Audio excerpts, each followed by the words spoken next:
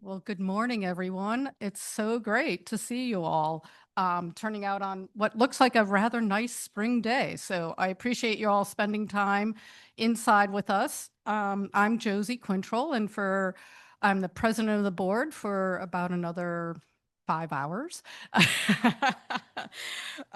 So we put together, I think, a rather fun agenda for you this morning. A little bit of business. That's what we do. This is our annual meeting of our members, so we have to do our business part. But then we also have presentations on what we care all about, the park, the natural history, trees, old trees, young people, and even art. Friends continues to grow and change as we work better to support the park and support our members. You'll hear more about our Best Friends campaign when Erin, our executive director, talks later this morning.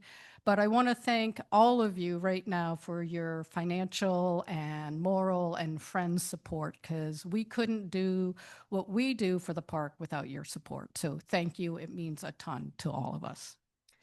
So we have some terrific guest speakers. So one thing we all love about the park, or we try to find, is moose. And we have Lee Kantar here. Well, right on time. See how good we are. They just pop up. So Lee Kantar from IF&W, Inland Fish and Wildlife, will be talking about moose. And then John Hagan from our climate community is going to be talking about old growth trees and the impact on ecology and climate.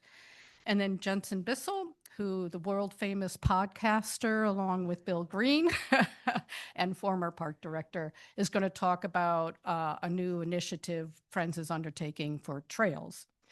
And something new this year that I'm really excited about, you've often heard Erin talk about our youth programs. And this year, we actually have two graduates who will be talking about their experience. So I think for me, that is always, seeing what Baxter means to the young people coming up always gives me renewed hope. And I also want to say Laura, one of the graduates, is going to be leading a bird walk at 1 o'clock with Kit Pfeiffer, a long-term member, and I hope all of you can stay and join us. It's just right out the door. Um, and finally, we've done something new this year as we're trying to add a little bit of art. As you know, when we go to the park, it's not just the trees and the birds that move us, but it's also a spiritual or artistic thing. So out in the hall, I wish we could bring her in, is Lauren, who was the visiting park artist this year. So please go back and see her, and we'll have poetry readings kind of sprinkled throughout the agenda. So we hope you'll find something in this program that will speak to you. Just before we move on, I wanted to say something, a quick note from Kevin Adams, the park director. Uh, Kevin and his leadership team are really sorry they can't join us. They were intending to do so. It's always important for them. They like meeting with all of you and explaining what's going on in the park. But there really was a conflict, a scheduling conflict. Despite their best efforts, the whole staff gets trained in wilderness first aid. And this is the first session, and so all the administrative staff are getting trained in first aid, wilderness first aid, for the next 3 or 4 days. So while they can't be here, I think we can all rest assured that we are in good hands when we're in the park. So they do send their best, and we will be hearing from them throughout the year. So just a couple of housekeeping items before we get started. Bathrooms right out the hall to your left. Parking. I hope you found parking. None of you should get a parking ticket, but if you do, let one of us know and we'll take care of it. It's just things happen in big campuses. Coffee is available in the back, and don't stress, we'll keep refreshing that. And this year, we're really pleased to serve you lunch. That'll be served at 12:15 before the bird walk. If you want to donate to help offset the cost, we love that. That means just more of our money goes to supporting programs. And Zoom, for the second time, we are really glad that we are being able to have people join us remotely. passion for the park doesn't stop at Maine's boundaries. So we have about 25 people on Zoom. And so for those of you who are on Zoom, if you have any problems, you can put it in the chat, and Jam, our development director, will be monitoring it. And if you have questions for any of the speakers, put in the Q&A. It's much easier for us to monitor them when they're in the Q&A. And then one last item is there's a map on that table. Hope Rowan, our incoming president and GIS expert, has pulled this together. And what we would love is to hear about special places in the park where you have memories, new places you discovered, whatever. There's directions right there. Hope can walk you through, and any staff. But while you're milling around, please take some time. We hope to make a story book out of this only with your permission. We won't go public with anything. But at the same time, it just helps us and helps all of you kind of share your passion for the park. So right now, as I said, we're going to do some poetry. So I want to invite Rachel up. I think most of you already know Rachel. She's a familiar name and voice, answering your questions and politely reminding you to renew your membership. So thank you. And now she's not only our membership coordinator, but also our operations manager. So Rachel.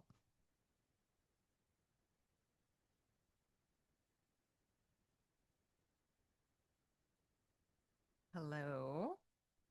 I'm reading a poem today that was written by Georgia Manzo, who works at Baxter State Park and does many, many things and wears many hats there, kind of my partner on that side. And this is March Impatience. How impatiently we endure the waning days of winter, weary of the bitter landscape's bare limbs reaching as we are.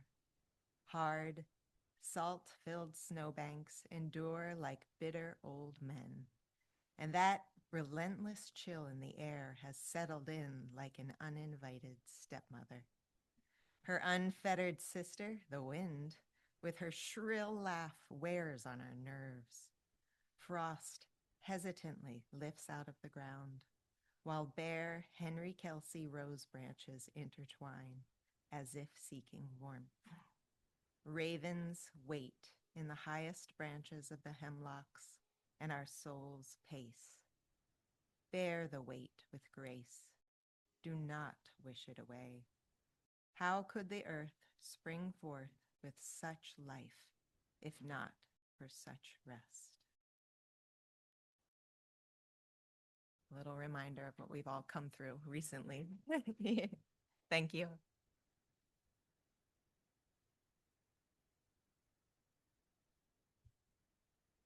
Wow, that was lovely. And now, if you don't know Georgia, she's a woman of so many talents. She does minutes, she writes amazing poetry, she bakes, she cooks, and I think she keeps the park running from what I can tell. They have a great staff, but Georgia is wonderful. So now for the business part of our meeting. So first I want to introduce or have the board stand up. We have a great board of directors. So if board members who are here, please stand up so people know who you are. Not going to introduce you by name, but please seek them out if you have any questions. It's just been a real pleasure for me to work with this incredibly talented board.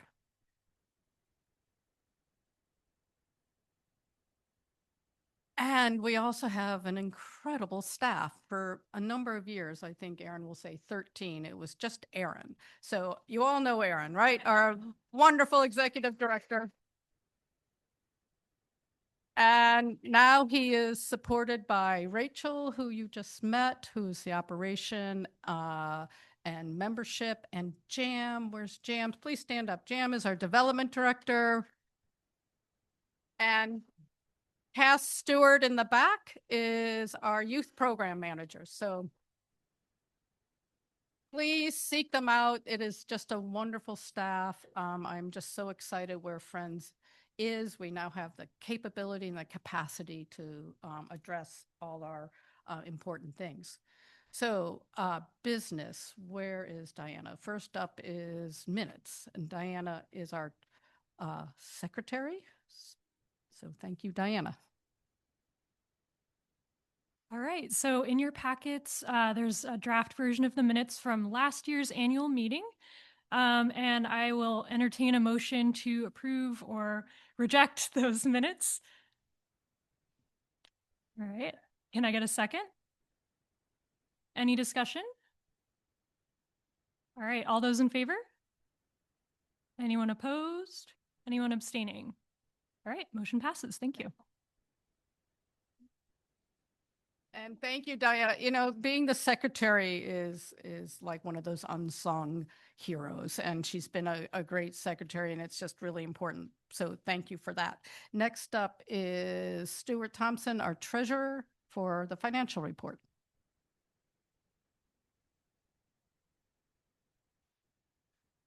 Thank you, Josie.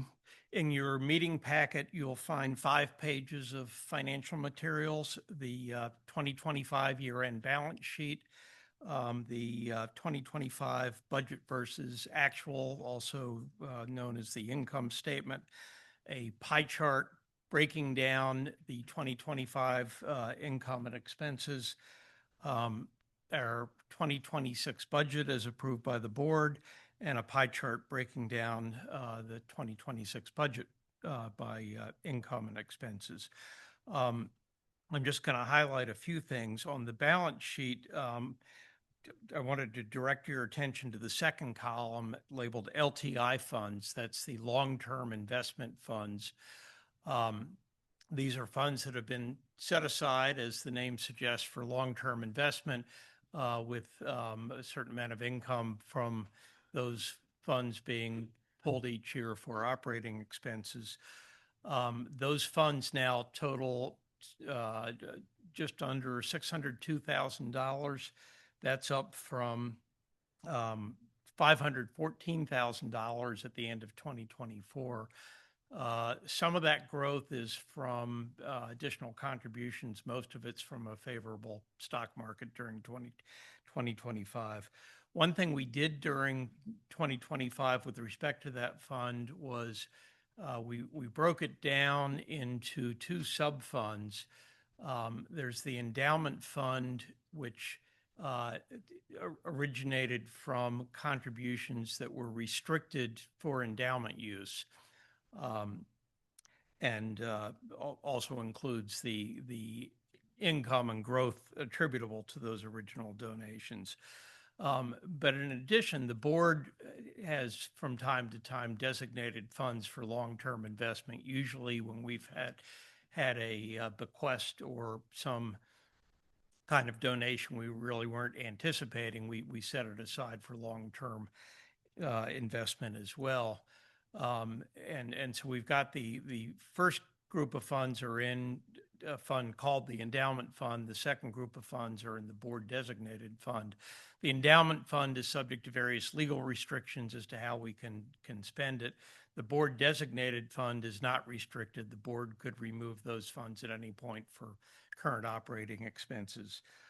As of the end of the year, the endowment fund portion of the total $602,000 was about $447,000, and the board designated fund was about $155,000.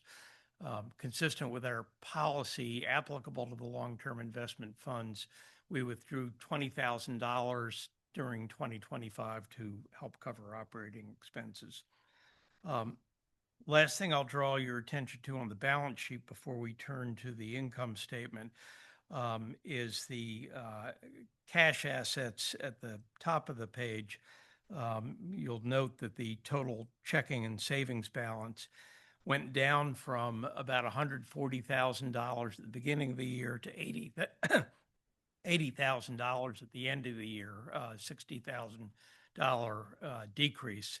And if you turn to the income statement, you'll note that our operating income for the year was a minus $65,000, roughly the same amount that we drew down on the cash. This was a big year of investment for us, investing in growth of the organization to accommodate the expanding range of programs that we are undertaking to support the park. Most of that growth was in the form of increased staff. Josie just introduced them all. We now have 4 year-round employees for the first time. And as Josie noted, that includes a development director to help us raise the funds that we're going to need to sustain the organization at this level. Last thing I'll note is an accounting note. As we've discussed at prior meetings, we are required to book as income grants and contribution pledges in the year when the commitment to provide the funds is made, regardless of when the funds will be received or spent. And that's consistent with accrual accounting rules. But if you're trying to keep track of how much money you've got available to spend in any given year to meet that year's expenses, it doesn't necessarily give you the best picture. So we've now broken down the income statement into 2 sections. Most of it calculates a net operating income, and that is based on income that was available for us to spend during 2025. And that's what produced the minus $65,000. Go to the bottom of the sheet under other income, there's some adjustments made to bring it in line with accounting rules. And under the accounting rules, we had positive net income of $17,000. But again, that included a lot of income booked in 2025 that we won't actually be spending until later years. The last thing I'll draw your attention to is the budget. The 2025 budget was just under $500,000. The 2026 budget, as approved by the board, is just under $600,000, a significant increase reflecting the growth of the organization and our increased staff. It is an aggressive budget, and we will need your support in meeting it. Unless there are any questions, that concludes my report.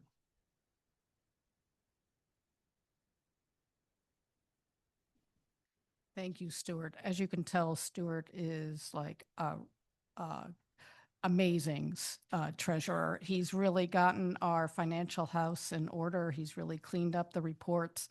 It's really been helpful. So thank you, Stuart, for your diligence. We really appreciate that.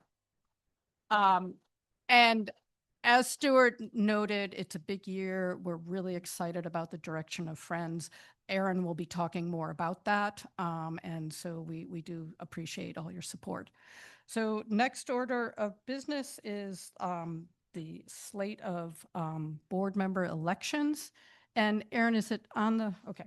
So it's in your packet, and we have 3 board members who are standing for re-election, and if they can stand, if they're here, that would be great. Liz Burrows, who I don't think is here.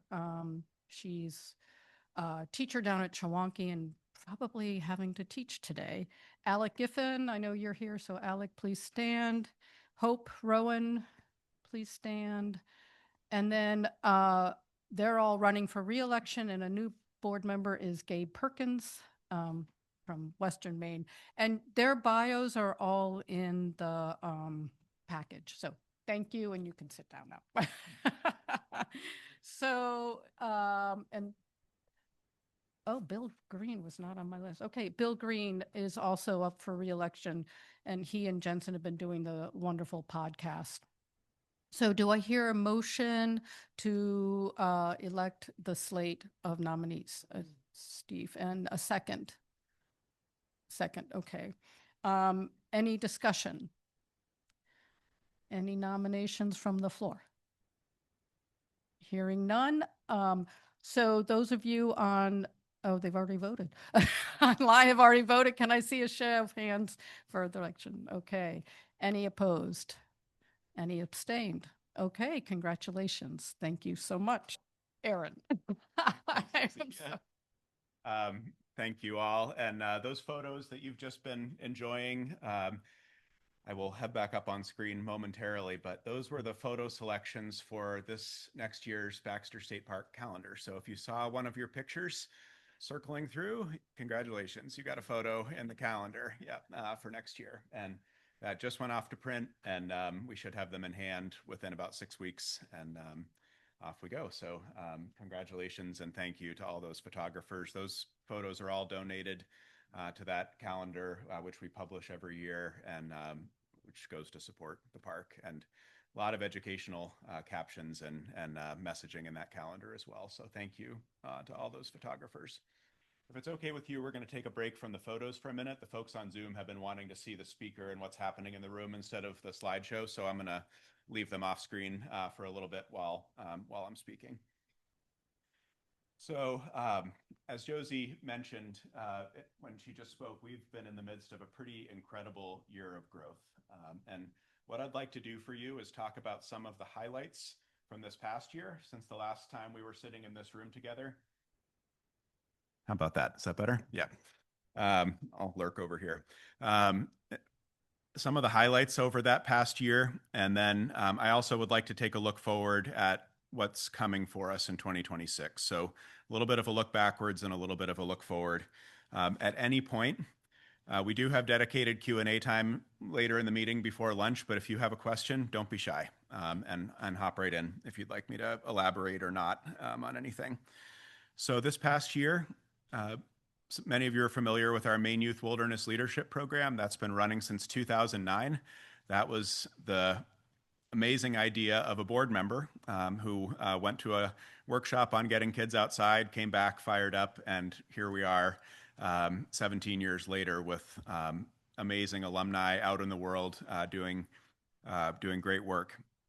This year, we doubled the size of that program from 10 participants a year to 20. And we added a second trip, a trip in July and a trip in August. So now we have 2 cohorts in the park every year.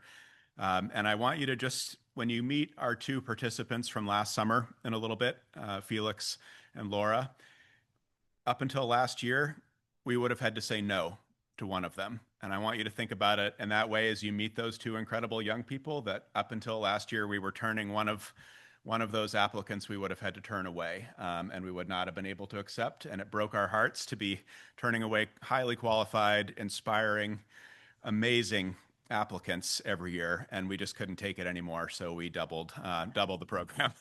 And there are several folks in this room who were incredibly generous and instrumental in making that happen.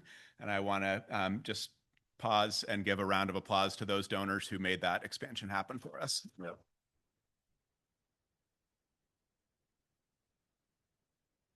We are committed to sustaining that over time, and that's part of the reason our budget is as big as it is. And what we've been talking about is that we have done some growing. It's growth that we felt really good about, really important, and we're committed to continuing that this year and future years. Yeah. We did. Yep. Yep. Oh, no. We just added a second trip with 10 more participants. Yeah, the park group size limit is 12, so we can have 2 leaders and 10 kids in the park at a time. And we're already monopolizing quite a lot of the summer, lean-tos at Russell Pond and South Branch and the other places that we go. So yeah, no, just 20 kids total over the season. Yep, split into 2 trips. Yep, but thank you, those of you who made that magic happen. Really pretty profound impact on the lives of those young people. Our BYCC continues to thrive. It's just finished its 9th season. We're gearing up for our 10th season. Another idea that came out of the mind of a board member sitting around the wood stove at Camp Phoenix on the Soudenhunk Lake on a wet, rainy fall day. Hey, how about this? And here we are a decade later, over $300,000 invested in payroll to young people in the Katahdin region. We're creeping up on 15,000 hours of trail work donated to the park. And we got a lot done this summer, 1,600 plus hours of work, 358 feet of new bridge constructed. You're going to get to read about this very soon in our first ever annual report that's coming out. You'll find in your mailbox in a few weeks. You get to see some of those numbers. But Cass Stewart, who's in the back, was out in the woods with those kids many days, keeping them, you know how hard it is to wrangle high schoolers and teenagers to do what you want them to do. It's a full-time job, and Cass excels at it. So I want to give her a big round of applause.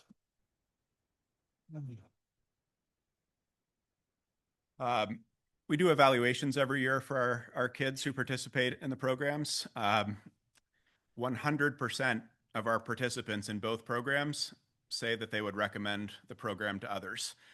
And it was that same number last year and the year before that. I don't remember the last year when that wasn't 100%. So I think we can all feel really proud about offering an experience that kids find valuable and that they would, that they would like to share with their peers and with others. I also want to highlight that we're now investing more per year in those two programs and in the future of the park than our entire operating budget when I came on staff. So we've leveled up to the point where we are really pouring a large amount of our organizational resources into that next generation. And for a place with a forever wild mission, we have to do that. We can't just worry about what's happening right now. We need to be thinking 50 or 100 years ahead of who will be taking care of that, who will be sitting in this room, who will be the stewards of tomorrow. I'm really proud of what we've accomplished together on that front. 5,511 hours of time outdoors in the park just this past year for Maine teenagers. 5,500 hours.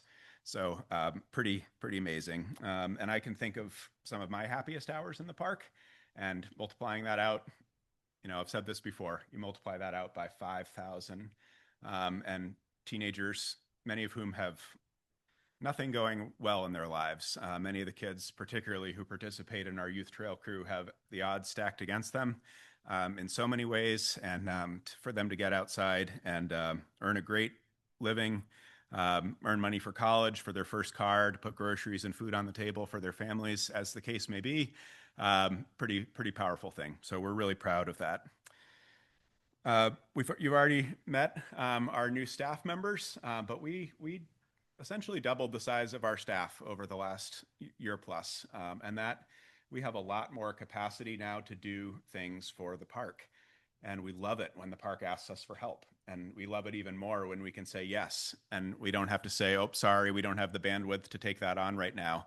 We are able to say yes a lot more this year to requests large and small. And that is a result of that investment in people. And having Cass in Millinocket, 5 minutes from park headquarters, and not having to have me hop in the car from Belfast and head up to a meeting or take care of something is a huge expansion in bandwidth and capacity for our organization. Any of you attend our webinar series this winter? Raise your hand if you did. All right. 600 people registered to participate in those webinars. Those are not numbers we're accustomed to. We host an event, 30, 40 people. Sometimes we have an event with an amazing turnout like we have today, but 600 people hearing great information about the park. And so we hosted webinars on reservations, fossils, geology, alpine plants. We have a webinar coming up in a few weeks on how to climb Katahdin safely, how to prepare for a Katahdin hike. I'll be hosting that one. So if you know anyone who should hear that, anybody who's hasn't hiked in a while, anybody who's less experienced, first time climbing, just suggest that they attend. It just might help keep them out of a difficult situation sometime down the road. So please help spread the word about that one. That's April 30th by Zoom. We've done some publications and some books in the past year. We started work on a second edition of Governor Baxter's Magnificent Obsession. Where's Howard? Yeah, Howard Whitcomb, our historian, and I have started work on that. Was published in 2008. We'll be publishing an updated version of that book in the coming year with the history that's happened over the last couple decades since we published it the first time. We also received an absolutely incredible donation. Folks, raise your hand if you've been to Chimney Pond. Okay. Who's read Chimney Pond Tales? Okay. Beth, where are you? Yeah. Beth Harmon donated the publishing rights of Chimney Pond Tales to Friends of Baxter State Park just a few months ago. So we are now the proud owners and steward of that amazing book going forward. So I want to give Beth a huge round of applause for that gift. Yeah.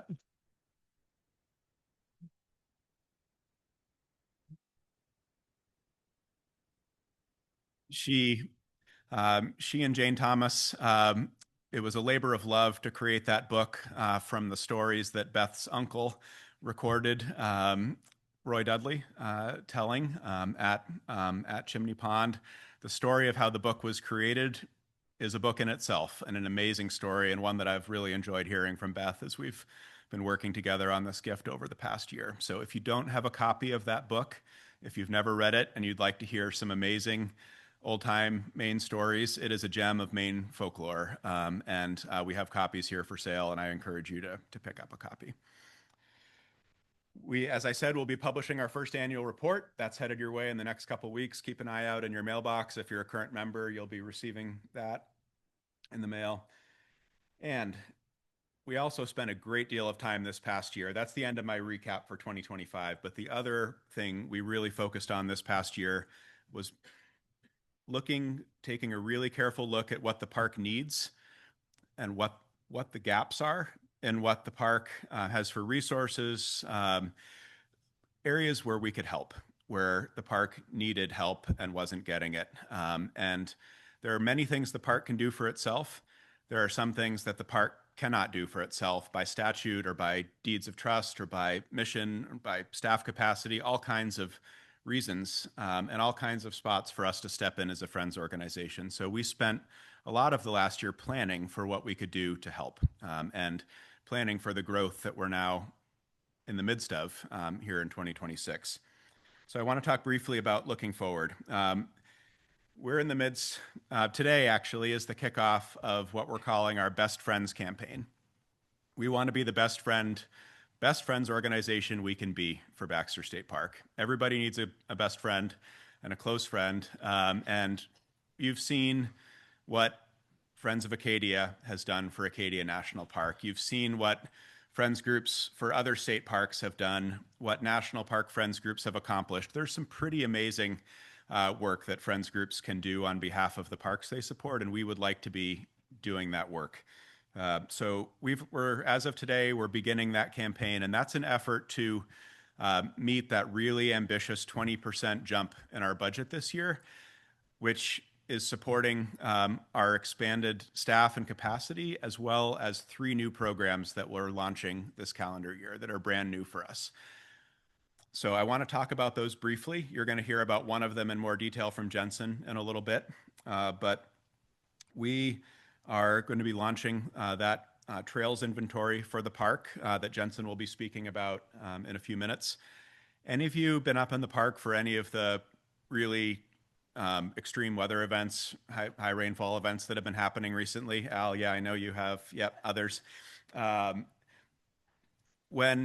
When enough damage can happen in 24 hours that it takes 5 years to fix, something is not sustainable about that situation. And that is the situation that the park finds itself in now with many of the old fall line trails, with many of the trails in floodplains, with it's not just trails, it's other infrastructure as well. But the park's trail system, as we all know, is the heart of the park.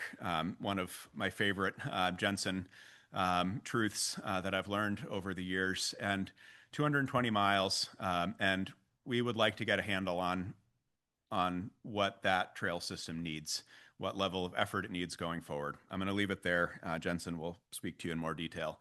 We'd like to do a climate change vulnerability assessment for the park, figure out where does the culvert keep blowing out every time it rains and the road gets blocked, and if that happened in the middle of the summer season, that whole part of the park would be closed for a month. Where are those pinch points? Where are the maintenance issues that are just going to keep being issues over and over and over and draining on park resources until we change something? Running the park through an assessment like that of where the vulnerabilities are and the weak spots, we think will be really helpful going forward. So there are some national level experts that we have access to that we'd like to bring to bear on that planning effort. So that's project number 2. Little less developed than the others, but we're hoping that this fall we can be making some significant headway on that. And finally, we've been working quietly and behind the scenes for almost a decade now on issues surrounding Wabanaki people in Maine. A board member who wasn't able to be here today and I started doing a program called First Light Learning Journey back in 2018. And one of the most intense learning and growing experiences of my life, without a doubt. And the goal of that program was to help conservation folks in Maine get to know, learn about Wabanaki culture and community in Maine, and build connections, build trust, build working relationships. We spent 3 years in that program, and then several other board members who are here participated in a remote version of that program during COVID. Several other of our board members have done workshops and more focused trainings. We've been working at this for a long time and working slowly and incrementally to try to get it right. Moving at the speed of trust is the way that one of our instructors has taught it to us. So we're working on building momentum for a Wabanaki interpretive plan for the park. As you all know, it is not currently part of the stories that we tell about the park. It is not part of the park's origin story. It is not part of interpretive materials. It is not part of the way we communicate or think about the park. And if it is, it's a sentence at the beginning of a book chapter. And so we're working with the Penobscot Nation, with some wonderful folks who have been building momentum over the last several years to carry out an interpretive planning process for the park, which is personally a labor of love, and I know it is for many other folks involved as well. And that'll be a gradual speed of trust type process that'll take several years, but we're hoping to get started toward the tail end of this calendar year. So if you'd like to hear more about that or chat, please come find me at coffee break, and I'd be happy to help fill you in a little more on that. So 3 new programs. We were absolutely sure that we were not, in launching 3 new efforts, we were not going to let our current programs suffer in any way. In fact, we're actually expanding, both, continuing to expand and improve upon both of our youth programs. So we're trying to sustain our current success, adding 3 new programs into the mix, and continuing on the trajectory of growth that we've been working so hard to build over the last several years. So we have a lot to do this year. It's a big year for our organization. As Stuart said, 20% for an organization that's as established as we are is a giant leap in a year, and we're going to need all of your help in meeting that. So you'll be hearing from us about our Best Friends campaign over the coming year. If one of those programs clicks for you and is interesting, or you have questions, or you want to hear more, please come find one of our staff, one of our board members at coffee break or lunch. We'd be happy to chat with you. We'd love to know, what of those things really resonate and click for you? What of those things do you find compelling that you'd like to hear more about in our newsletter and our communications, and ways that we can keep you in the loop as this moves forward? Questions on any of that? I have a little bit more, but I want to come up for air briefly here. Does anyone have a question on anything old, anything new? Charlie? Yeah. Thanks, Charlie. Yeah. Well said. All right. Before I give up the floor, I never know quite when I'm going to get it back, so I'm gonna carry on. I'm teasing. I want you up here with me, actually. So before we move on, I have another thing I'd like to share.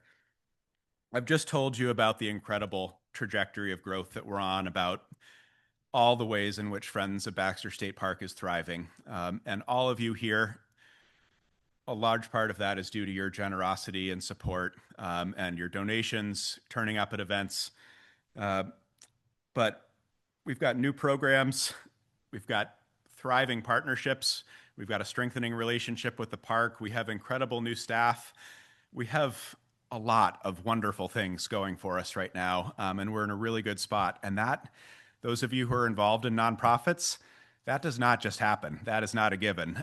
Things can go very differently. And the thing that makes all of that go well, it's easy to get a win here or a win there, but the thing that makes all of that click and all of the people in an organization pull in the same direction is incredible leadership.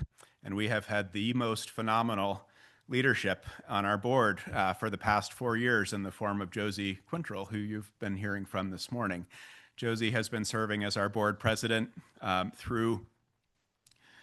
I wasn't here in the very first few years of Friends as an organization, so I can't really say that it's the most rapid period of growth that we've ever experienced. I know our early boards were growing at a breakneck pace too, but we have out of my years with Friends, 13 years now, I've experienced nothing quite like the last several years where we've been growing by leaps and bounds, and I can see day by day what the good that we're doing in the park increasing, and a huge part of that is due to Josie's leadership as president. So while I have the floor, I just want to give a huge thanks to Josie. If something needs to be done, it doesn't matter whether it's organizing a meeting or tackling a giant multi-year, many hundreds of hours type of project, Josie is always there for us when we need her, and she's just been flat out incredible as our president. So if every nonprofit had a president like Josie, we'd be living in a much more kind, just, equitable, less hungry, well-fed, world.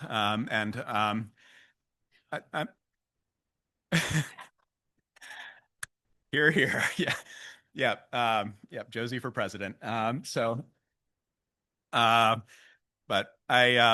please join me in giving the world's largest round of applause to Josie. Yeah.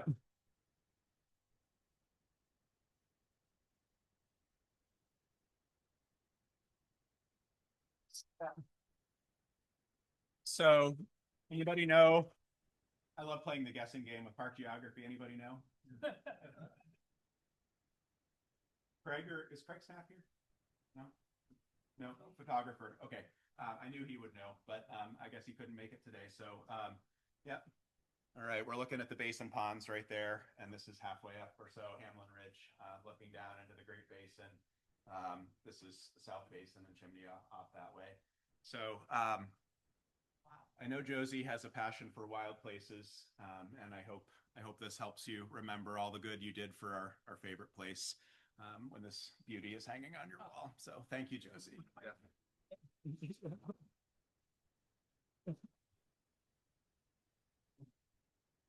Right.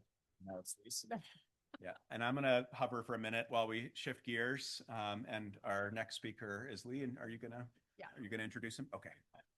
Well, thank you. And I can say it's just easy to be president because of the board and the staff we have. You've got incredible talent. You just stay and let them do their work. So, and this is one of my favorite places. So thank you. Really means a lot.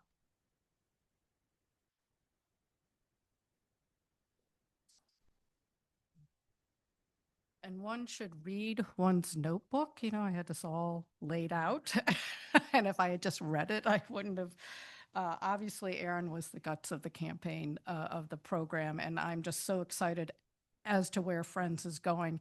And I just want to say, there's been some pretty incredible presidents like Barbara Bentley. We would not be this organization without Barbara's initial thing. So a round for Barbara. Thank you.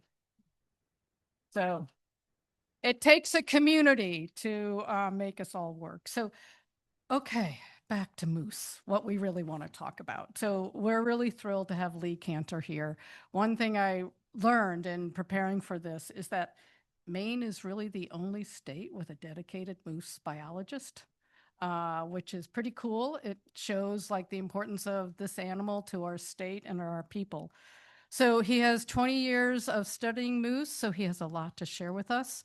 And so please welcome Lee to the podium. I'm just really thrilled to have you here today, and I'm sure we could listen to you all day. But anyways, Lee Kantar, thanks.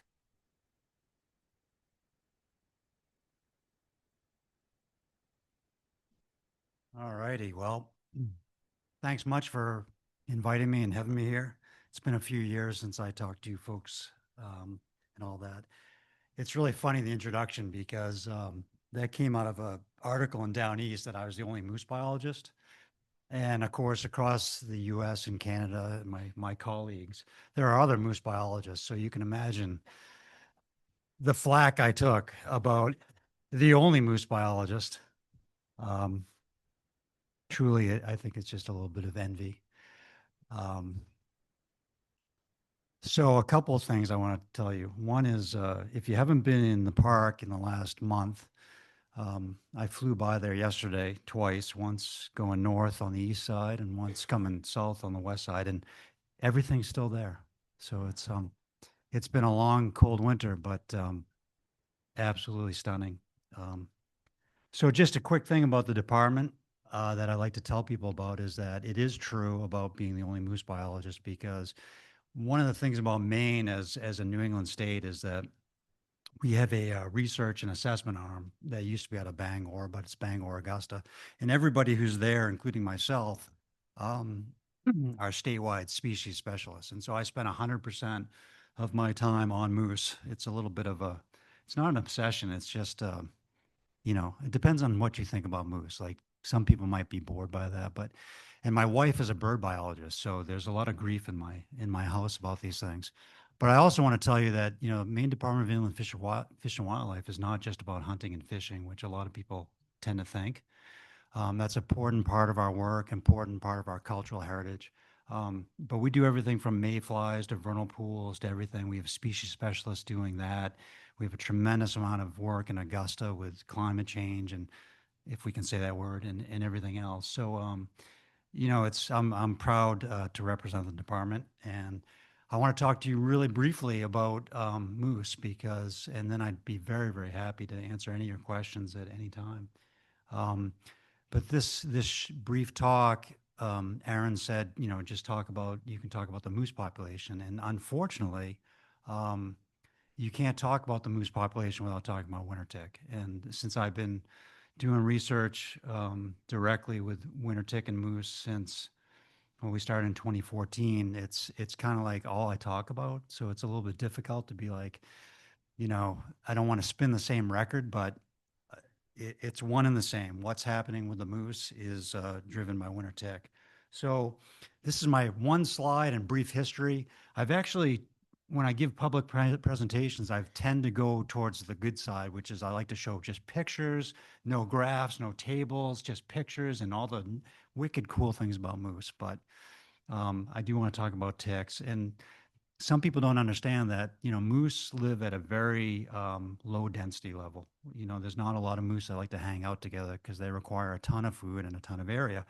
But when the 1970s rolled in after the late 60s, you all know about the spruce budworm, and it effectively altered the complete landscape of northern Maine and the heart of moose country. And so we saw a rapid rise in moose, and by the 1980s, moose were doing very well from a population standpoint. Reproduction was very high because we're talking about an animal that's recolonizing habitats and spreading out. In fact, as many of you know, the moose hunt started again in 1980. It was closed in the 30s, which was a time of farm abandonment and very big changes on the landscape with white-tailed deer spreading like vermin across the state of Maine. No,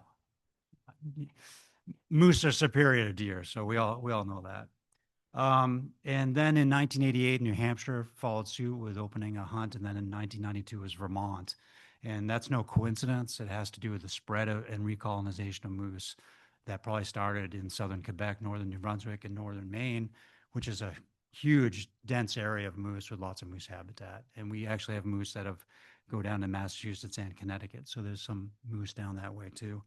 In the late 90s and early 2000s, my good friends and colleagues at New Hampshire Fish and Game and University of New Hampshire had heard all kinds of stuff about, seeing some dead moose in the springtime. And they started doing work around 2002 where they had collared moose in New Hampshire, and they were seeing some mortalities that they could basically say was winter tick driven. So then another 10 years later, my good friend and mentor, Pete Peekins at UNH, said, let's get together, New Hampshire and Maine, and put our monies together and resources. And we started research on winter tick. Originally, it was to look at adult cow and calf survival, but essentially what happened here is that we started to see these events of spring mortalities on moose, and we needed to look at that harder. And this is my fictitious moose population here, because as a moose guy, the first question everybody asks me is how many moose there are. And I always like to give a poke to the forestry folks because, you know, moose don't stand still like trees and you can't count them. And so it's a very challenging question. And so everybody gets deflated immediately when they meet me because, you know, I'm very cagey on this, because if I say a number, then it's going to go, it'll be in the New York Times or something. Anyways, let's move on here. So you all know our great state of Maine. We started doing research in 3 different management units. We have 29 across the state. If you see those little circles, we started in District 8, which is the Jackman, Moose River, Forks area. It's a really large area, about 2,000 square miles. And then a few years later, we continued our work with putting GPS radio collars on moose to look at adult cow and calf survival up north in District 2, up to the New Brunswick border. And then we expanded into District 4, which lies between those two. So that big red circle you kind of see in there has been our primary study area for the last 13 years. It's a huge area, mostly commercial forestry. As you all know, there's very little public lands in the state of Maine, but a great place for moose. So our project, I've kind of couched it into 3 phases. It didn't quite start like this, but in the beginning, in 2014, we wanted to put GPS collars on adult cows and calves. Now, when I say a calf, it's not a you know, incredibly cute little reddish brown calf born in May, but it's a calf going into its first winter in January. So it's really an 8-month-old animal that weighs 400 pounds. So they go from a 35-pound calf, a healthy calf would be 35 pounds next month, to 400 pounds by January. And they really need to be 400 pounds, if not more, to survive winter. And we can talk a little bit more about that too. But when we went into our project and with these GPS collars, you know, we weren't putting the cart before the horse. If we did have a mortality, we were going to investigate it. We weren't going to make any assumptions about winter ticks at that point. So we're going to look at survival rates every year with these cows that we had and these calves, and look at cause-specific mortality. So we hire a capture crew that uses a helicopter and a net gun. There's usually not any drugs involved with this. This is a very standard method that the Kiwis started down in New Zealand. And in fact, the pilot that we have had for 11 of those years is a Kiwi. He's a pretty good guy. But we'd count winter ticks on the moose, because that's what we like to do, is count winter ticks, good, bad, or otherwise. We do that in the fall as well, and I'll mention that. We looked at blood and fecals, and we basically approached this just like if you went to the doctor and weren't feeling well, the doctor would say, well, we're going to run a bunch of tests on you and let's see what shakes out. And that's really what we did with moose. We collected a lot of physical samples in the field and brought that back to the University of Maine Animal Health Lab, and wound up publishing a paper in the Canadian Journal of Zoology with New Hampshire on our findings there. Starting in 2016, we started weighing the calves, both at capture and then at mortality, which is a huge, big deal, because you get a live weight of that animal, which the helicopter pulls it up for. It literally takes just a few seconds. And then they put it back down on the ground and send it on its way. We can talk more about that. But if we do get a mortality, we do similar things. And so this is a picture of us going through various mechanisms. And I can tell lots of stories about this, but picture a poor guy like me who lives outside of Bangor, and I get in my truck and I drive a minimum of 3 hours during the roughest time of year in the North Woods, which is March and April, just to get to a place where I'm going to put in a snowmobile or a 4-wheeler or something. And then I continue on snowshoes. And sometimes we'll use a tripod to weigh these moose. We've been talking about this whole week, and it's just some of the crazy things we've had to do to try to get the data, because we can't let go of having to collect the data. But we do a tick count. We look at hair loss, which is something that happens with winter ticks. We weigh the moose before we start to do necropsy. And of course, during the necropsy, we take the moose apart. It's kind of sad to say, my friend yesterday who was with us, I was up near Ross Lake I did 4 necropsies yesterday. he asked me about it from almost like a personal, emotional point of view. And it's like I've done so many of these as a manager scientist type, I guess. I have to be fairly objective. And so, I understand what I'm doing, obviously, but it's you have to have some objectivity to do the work that we've done for 13 years and what we've seen.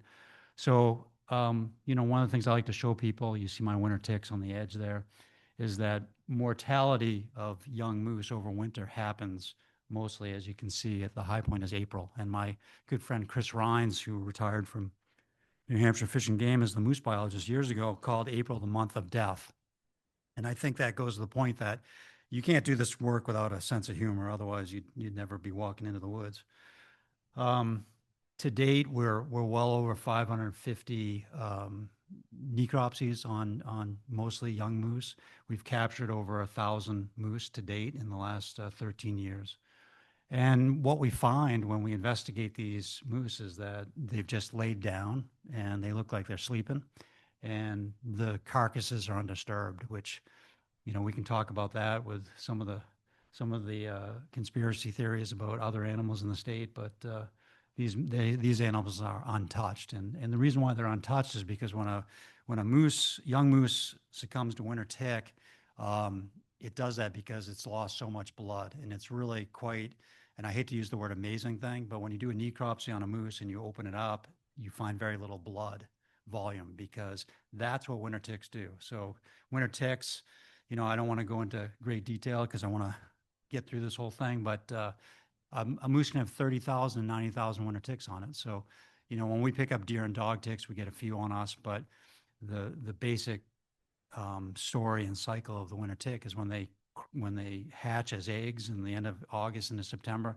that mass, which could be 1,000 of those larvae, crawl up onto a bush, and when the moose walks by and they sense the heat, just like a barrel of monkeys, they attach, and all of a sudden a moose has 1,000 on them.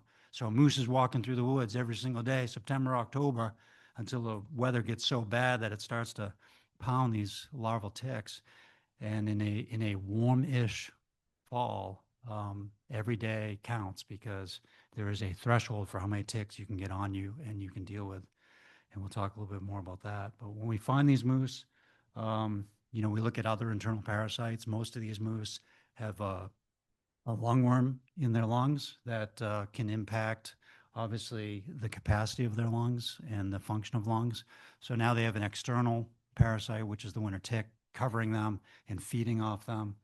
And the March and April scenario is such that this winter tick, and I don't know if I included it in here, but I'll just run through this briefly. Once the larvae are on the moose, it lives on the moose, so that's its home. The deer and dog ticks have the same life cycle, but they have to get on 3 different organisms and take blood from 3 different organisms. The winter tick does that all on the same animal, which is typically a moose.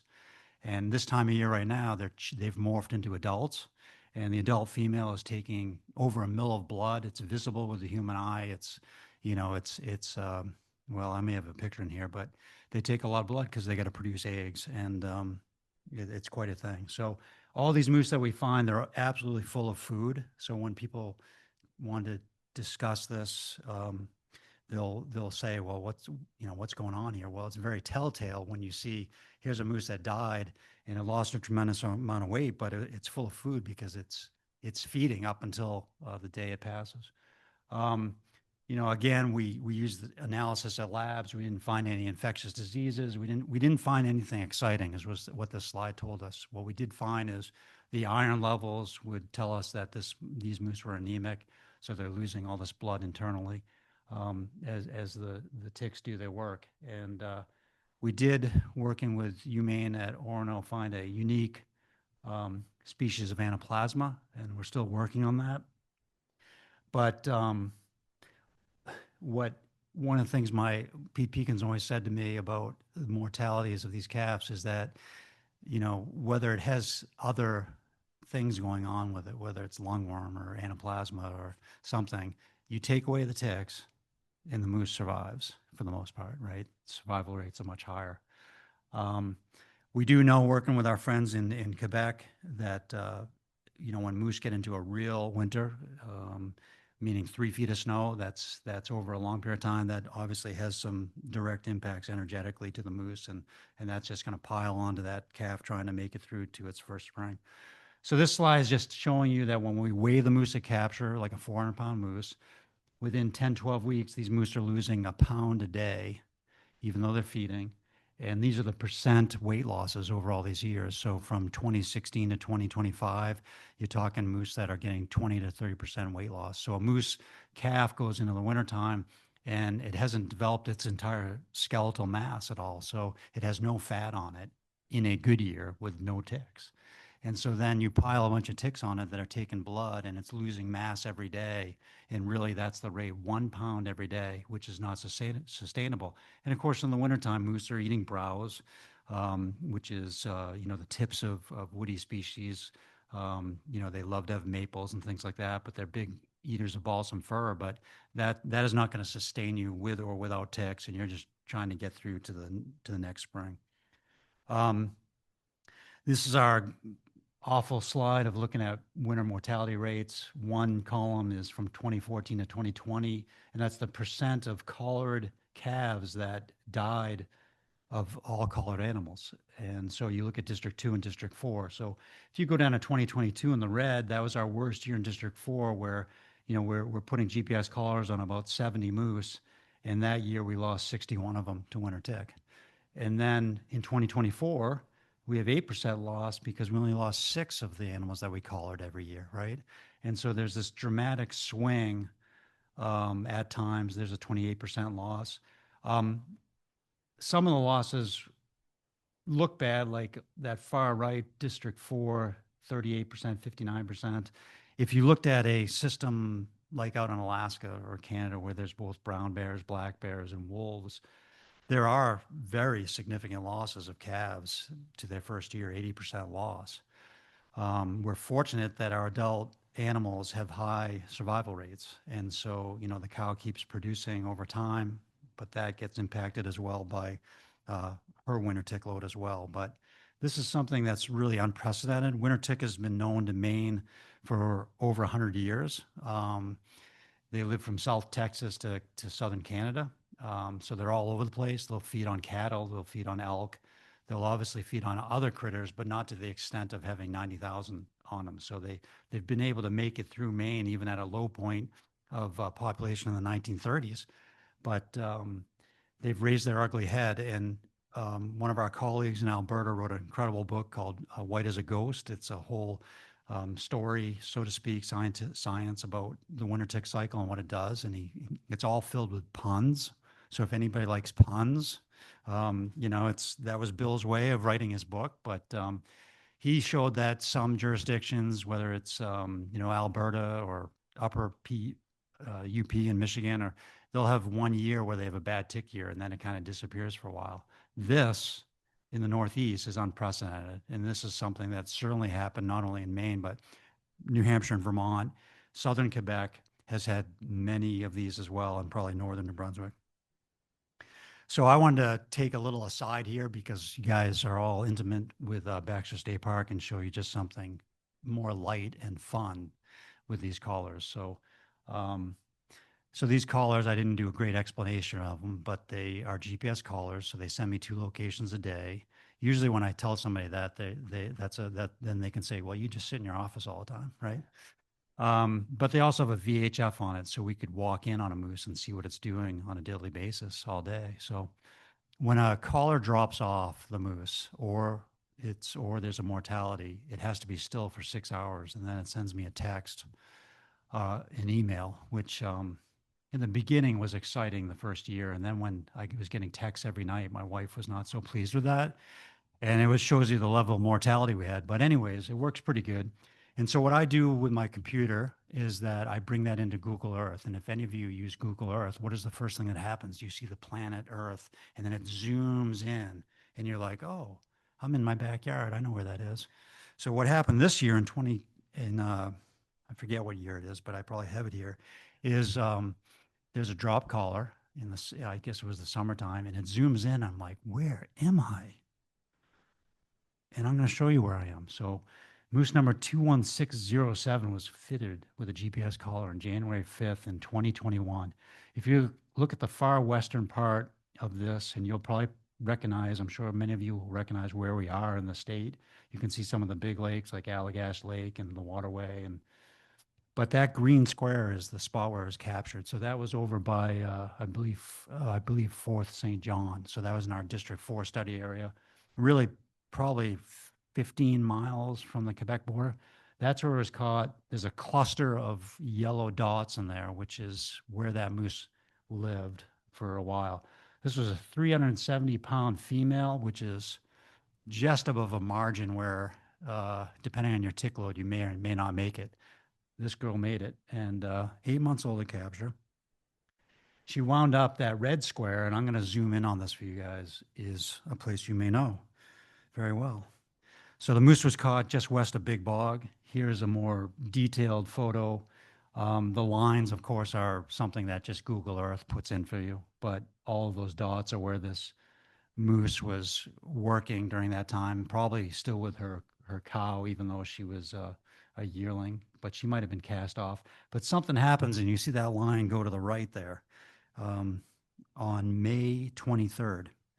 And so she took a long jaunt. She started moving. So on May 23rd, she moved east and arrived at First Lake on June 1st. So we're talking, what is that?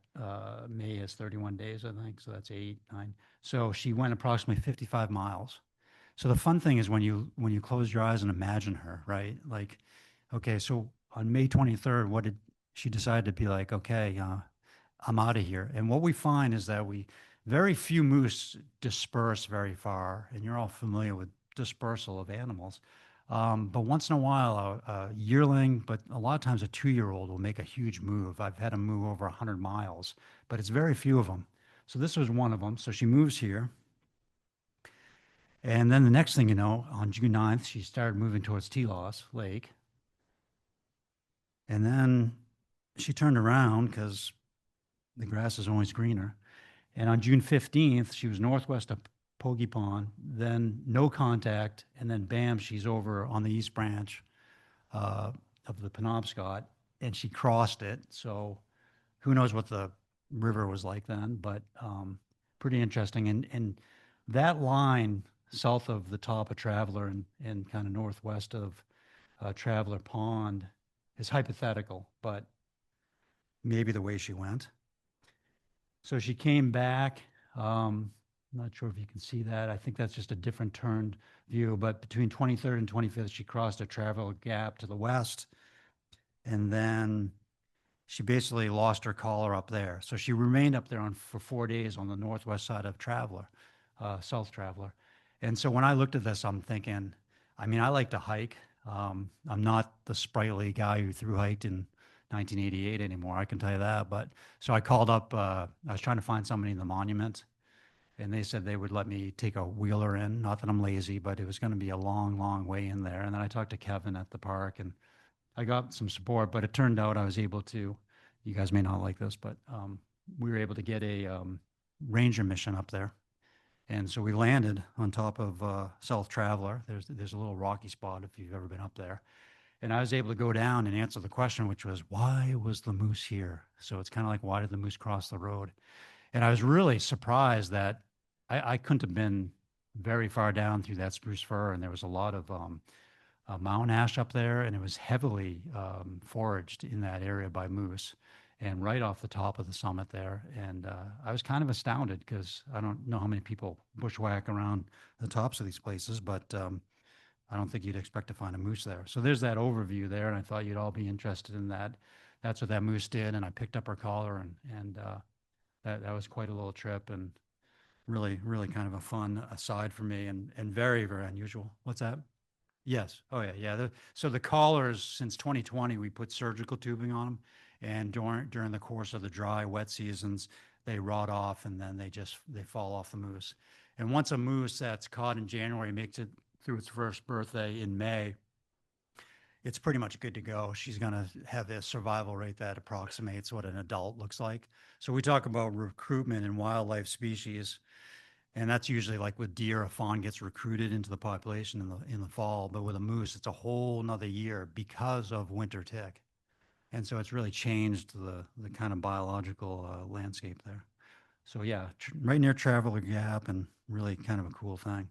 So just a couple of slides here, and I'd love to answer some questions and not just ramble on about things. But you know, one of the things we're always confronted with is that, you know, you find out, you do the science, which takes a long time and is very frustrating to some people. And then the next question is, you know, what are you going to do about it? And I didn't put in slides about all the suggestions I get, which I love the suggestions I get because it shows that people are passionate and care about moose. But a lot of the suggestions, you know, like putting pesticides out across the landscape and putting pesticides on moose, when you look at the scope and scale of moose, which is, you know, 10 million acres of a single animal that has a 10 to 12 square mile range, these are things that are not feasible, nor as a government body, I think we would all hope that our government is spending our money wisely. And so you want to have assurances when you do something to say, yeah, if we do this, 90% this is going to work. And so, you know, we know that moose, the more moose you have in an area,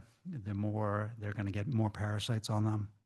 And the belief is that winter tick is density dependent. You have more moose like you had around the year 2000, a high point, and the winter tick lag time, that population grew. And we've had this unprecedented thing where we have so many moose back then. We still have a lot of moose. And moose in a typical landscape, a natural landscape, which doesn't exist really, I don't know where it does in the world, maybe the talk about old growth, we can see some habitats that have been unchanged, but I mean, our footprint is on everything, and moose don't usually live at densities higher than a moose per square mile. And we've had moose densities in some areas concentrate 5 to 10 per square mile, which is crazy. And it perpetuates the life cycle of the winter tick, and that's really tough. So, you know, one of the thoughts was if we reduce density, you know, that would reduce and potentially break the tick cycle. So we did spend 5 years where we put a bunch of permits in the west side of District 4 in the commercial forest lands. But, you know, the upshot of all this was that we increased our harvest of moose, but you get a year where you only have 8% mortality, 92% survival, and your population is going to come back up, especially, you know, all those young animals. And then you get a bad year again. And this is a very tough thing for many people because, you know, you can imagine I've taken a lot of flack for the idea that we need less moose. And one way to do that is through hunting, because of course people think I'm biased because I work for the department and all this, but I'm the one who's witnessed the death of all these calves that die a very ugly death, lingering, losing their body mass. I'm not here to preach about any of this, but I'm just telling you that, you know, I have a scientific rationale for this, but this is likely not going to be the way nor help us, because one thing about managing wildlife that people love to talk about is that it's people management, which I understand that term drives me a little bit crazy, but, you know, we've seen in the state of Maine that people have reached their social capacity for wanting more moose permits out there, because I think people fail to understand the link between higher densities because they're seeing less moose over the last 20 years. But the forest changes, there's ingrowth, there's all kinds of reasons that we can discuss, and I'm happy to talk about. But we did support our research for 5 years by looking at reproduction, collaring moose, going through the mortality thing, which like I said, I was up there yesterday doing, and collaring 70 animals this last winter. So our work continues to try to understand these things. You know, and to try to navigate kind of the changing social outlook that's out there, which is a challenge as well. The future, I would say, is that we're going to continue our work to look at more a forest management aspect of how winter ticks and moose play out on the ground, because the way that the forest is cut drives probably in some ways where winter ticks are concentrated, even though they're across the landscape. So we have lots of challenges ahead, and continue to work with our colleagues in other provinces and other states on these type of things. We aren't going to probably stop doing this because we need to learn as much as we can.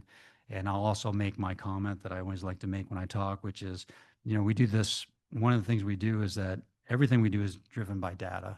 And the best way to understand the dynamics of a system is to use this thing called science. And people ask me, well, what can we do to help moose? And I always say, well, people need to support science, right? Because it's like a political speech. So we continue our work with University of Maine Orono with disease stuff, and I got a few collared moose up in the northeast part. That's what it feels like. Let me tell you, when I got home last night, I kept thinking about it. But anyways, I'd love to take any questions, and I see one way back there. Oh. Oh, okay. Yeah, sure.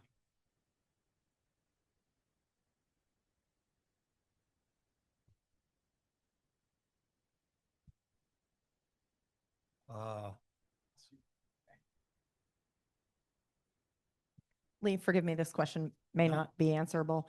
I'm curious if there's an understanding of the lung parasite when you're doing the necropsies. Is this like an opportunistic infection because the moose already is in a weakened state? Well, it's actually, that's a great question. It's the lungworm, which is Dictyocollis, is known to moose far and wide. Okay. It's very, very common, and it's interesting because obviously I'm not a pathologist or anything like that, but there's a debate within the veterinary diagnostic world about the impact of lungworms. So it's been studied extensively. Our good friends in Sweden do a lot of disease work and have other types of tapeworms and roundworms, and moose, I think, compared to a lot of other animals, carry a huge variety of parasites, and some of that is impacted by deer numbers. We all are familiar with the brainworm or meningeal worm, which tends to show up more on the landscape when we have higher deer densities. So it's tough, but when I'm evaluating the lungs, it's kind of a gradient, and at some point you got to say, well, if 75% of the lung tissue is not working, then I think that's probably adding to things. Sure. Thank you.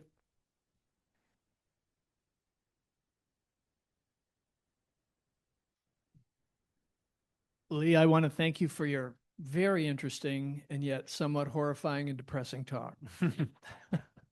Yeah, it's kind of a thing. When you read reports of people logging in Maine in 1800s, early 1900s, they'd take Sunday and go look for a moose, and it was hard to find one. Often failed. There weren't any moose there.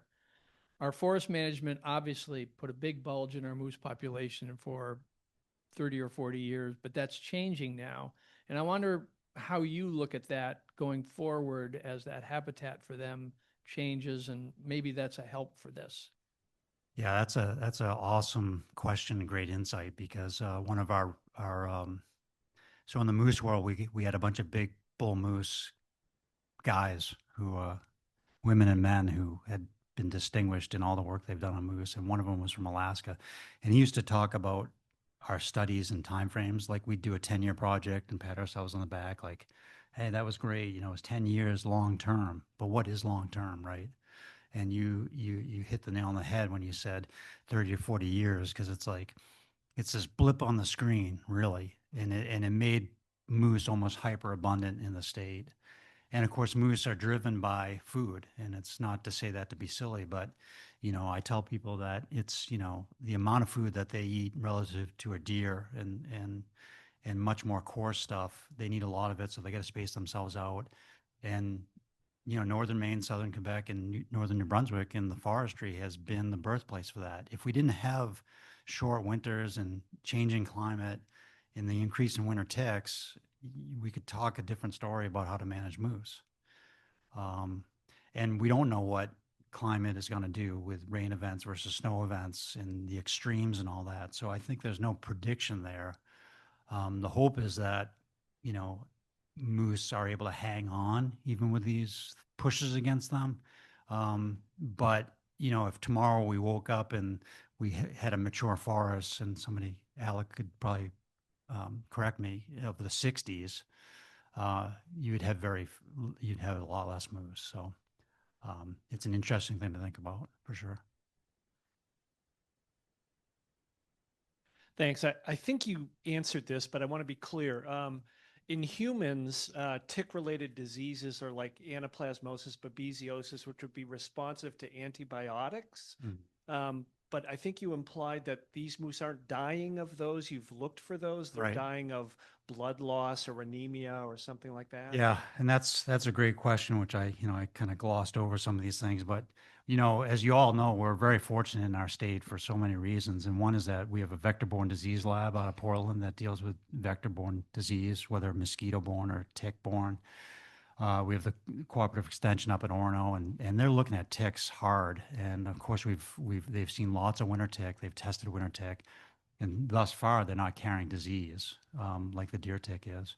So they get on the moose, and it's that massive blood loss from having those massive numbers. And Pete Peekins, again, my mentor there, published a paper on it because he was a nutritional guy dealing with deer and stuff down at Durham at UNH. And he walked through the math of what happens when you start the fall as a moose and then you dump 50,000 ticks on you and what that corresponds to with mass loss and everything else. So it lines up really, really well. Yep.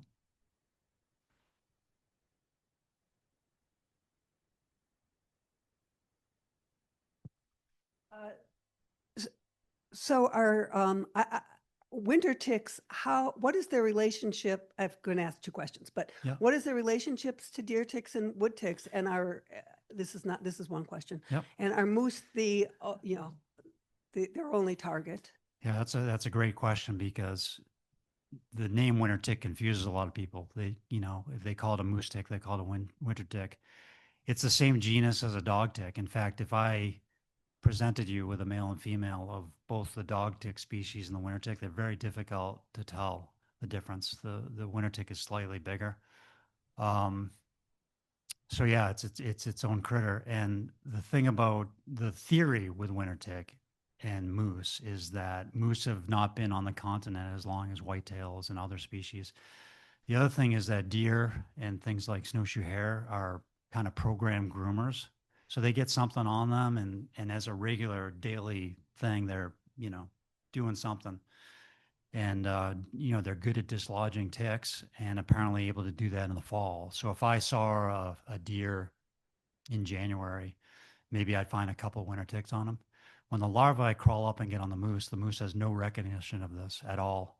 And we think it's a behavioral learning for them. So in other words, when a moose gets through its first year and survives, and then next year it has a winter tick load on it, it's going to discover earlier on that something's going on my body, and they can use their teeth and tongue and their hind legs, their hooves to get rid of ticks, and they do a pretty good job. And that's where we get this so-called ghost moose, if you've ever seen these, because the winter hair of a moose is very long, and when it's broken in half, it has a white shaft. And so when they're rubbing vigorously against something, they're breaking off all their hair and they get this disheveled, mottled look. And they wind up getting premature hair loss, which gets confusing for people in May as moose molt and change out their coats.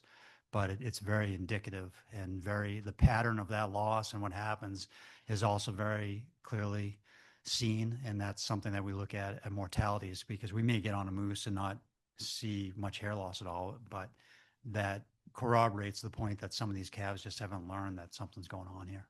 Yeah. Well, that's really interesting. So yes, you could get ticks on you. You could get a winter tick larvae on you. We do get bird hunters who get them on. They think they're mites because they look kind of reddish and they're tiny.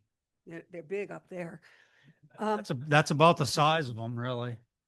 Yeah. Oh, okay. So my second question, you Yeah. brought up the science stuff that's happening in this country now is just Yeah. crazy making. How is that affecting the kind of research that you're doing? How much of it is federally funded? I mean, fortunately, it doesn't affect us really. There was a lot of the fish and wildlife funds come from the Pittman-Robertson, which is dedicated to all 50 states, but has to be matched with state monies. So you get the federal Pittman-Robertson. And so we've had a lot of resources and we've had tremendous support in this administration and the last administration, actually, at my level. So, I mean, I've been very fortunate, and that goes back to 2014 and being able to do this work. But in-house in our department, We've had an incredible administration supporting our science and throughout the department. Yes, sir.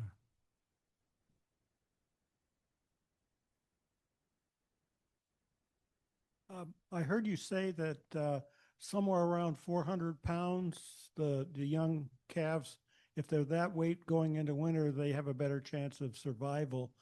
Could that be an effect of the quality of browse that they have earlier in summer and fall, that they get to that weight and they're able to make it? That's just a very insightful question. That's a great question. So there, if you just strictly look at weight and you look at tick loads, there is an offset to a point. So this week we had a female calf that I think she was about 460 at capture, and she died, and she was 370 pounds. She lost 100 pounds. And her tick load was like in the top 15. So she had a very excessive tick load. But I totally agree that, it's a difficult thing to measure because, we've used forest inventory analysis in the past to look at browse, and there's so much browse at that resolution that we've looked at with those points. And again, I think there's others here who might be able to speak better to this, but my take home from that was that even with a reduction in browse over the years, let's say since the rolling clear cuts and all these things, there's still so much food out there that it's hard to say that that's a problem. Once these moose get through the vortex of their first year and into their second year, I don't think in adult moose, which we get from harvest, I don't see changes, in weights and things like that. People like to talk about that, but we actually have the data to support that. There's some years where it looks like there's a little bit of an offset and then it comes back. And I don't know if that's driven by like last year with droughty conditions and things like that. But moose, like most wildlife, are able to find what they need. So, but I can't say 100%, but yeah. Lee, we're going to hop to one question from Zoom real quick. So Oh, yeah. I'm going to read that out for you. Alberto asks, not that this is necessarily a viable solution today, but back in the early 80s, BT and 7 were sprayed across a large swath of northern Maine to control spruce budworm. Did that also affect winter tick populations? Well, I think that question's been asked recently because they've done some spraying along the Quebec border there. But of course, my understanding of and I'm not, this is not my thing, but my understanding is that spraying that they do today is very, very site specific, very specific to the budworm.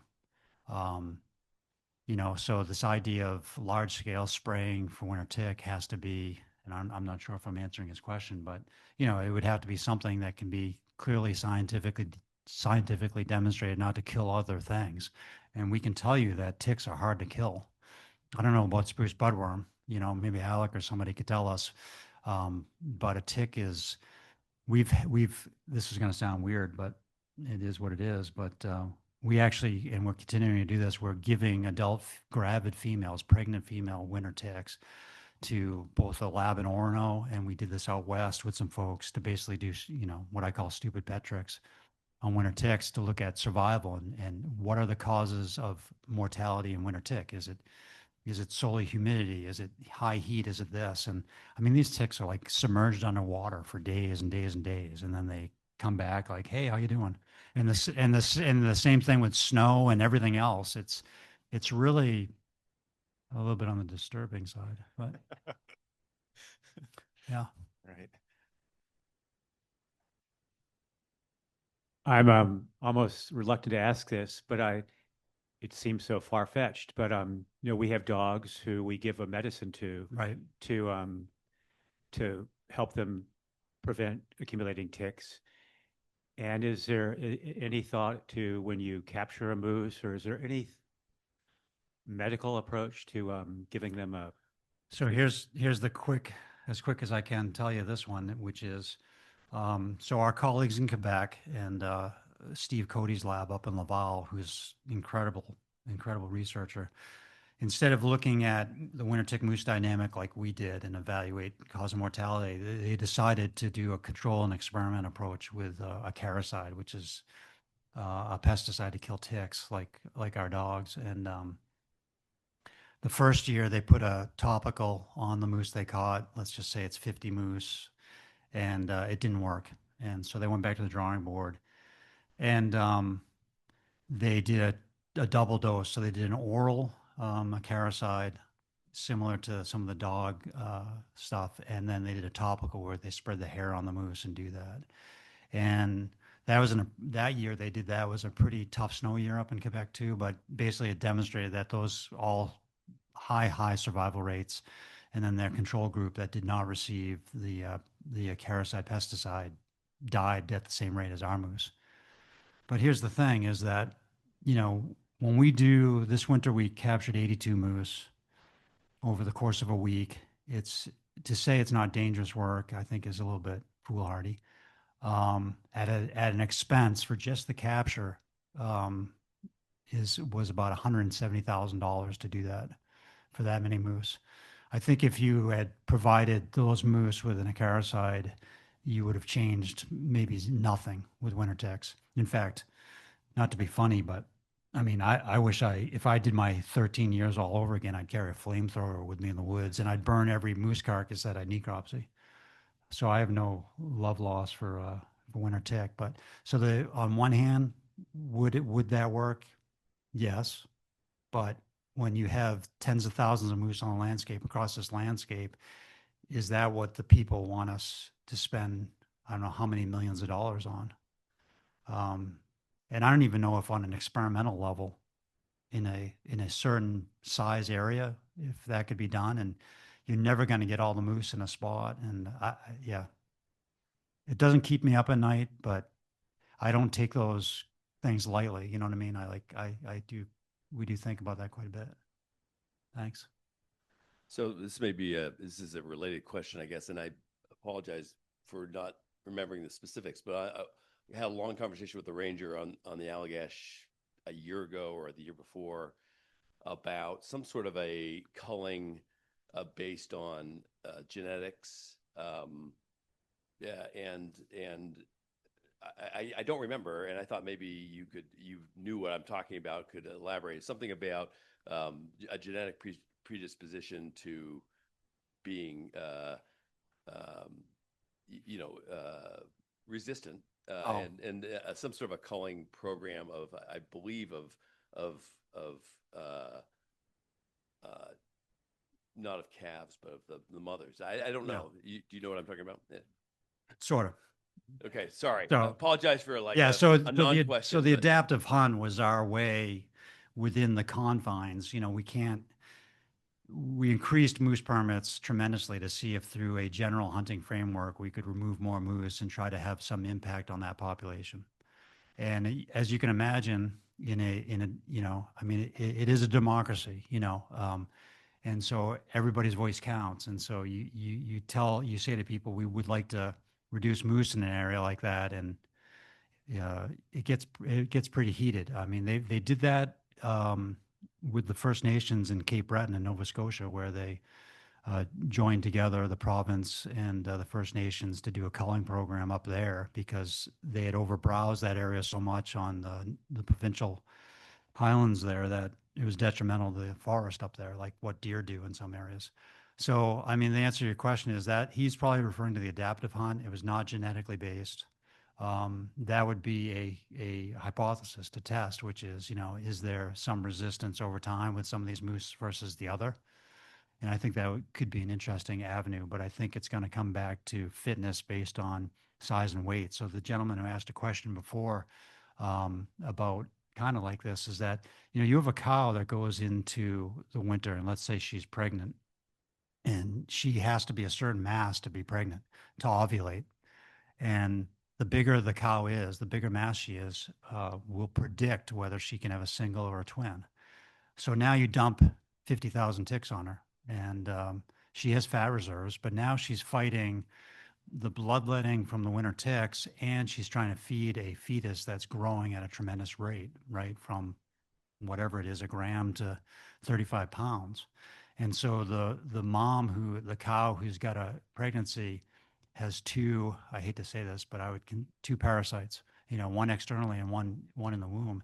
And so she very likely will give birth to a fetus no matter what. And the Canadians demonstrated this, that even entering the fall in great shape, she comes out the other side in poor shape, she'll still give birth at all costs. But that calf may be dead on arrival. And we have seen that as well. So that's another problem. But as time goes on, if she can get bigger weights, all the better. But I think that's something that the ticks may be pushing them to, which is we've seen that later a year staggered breeding, not getting bred every year, 50% loss in twinning rates. Well, we went from 50% in the 80s to 20%. So all those things add up to very slow growth on a good year. So, Thank you. all right.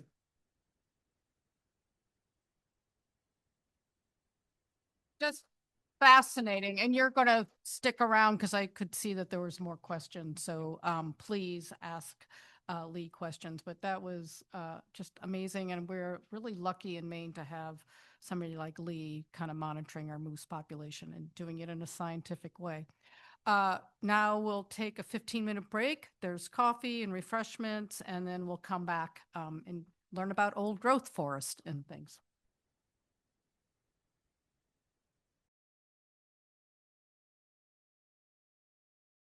So we're going to go from ticks to old growth forest. I'm really pleased to introduce John Hagan, who is president of Our Common Climate. He used to be with Manamit, I believe, before that. He's been doing absolutely fascinating work that I hear little tidbits about, using modern technology, LiDAR, to study something very old, the old growth forest across Maine.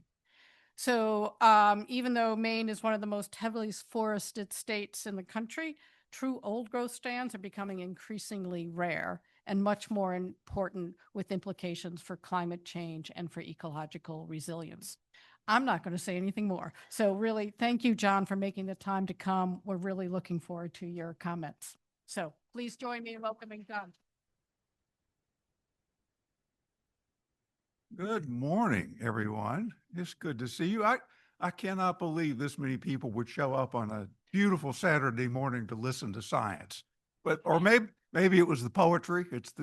I'm going to say it's the poetry. I'm going to think it's the science. That's what, sticking with that story, when Aaron must have emailed or called a couple of months ago and asked if I would do this. I said, Aaron, I'll pay you if you'll let me come and talk to this group. So I'm really happy to be here. It's a topic I love to talk about. I hope you find it interesting this morning as well. Another story, a couple of stories leading before I get started. We had been in the northern part of the park last summer, 2024, I think it was, and we were in the Frost Pond area. I don't know if anybody knows the northern part of the park, scientific management area to the west. And we had been in the Frost Pond area, and we saw some interesting things that we thought Jensen, Bissell, might be able to help us understand.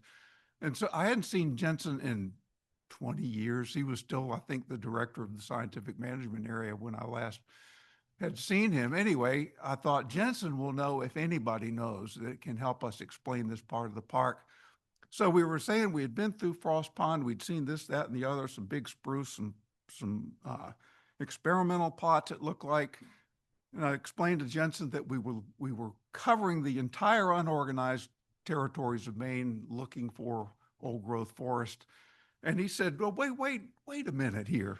You're telling me somebody is paying you to go out and find old?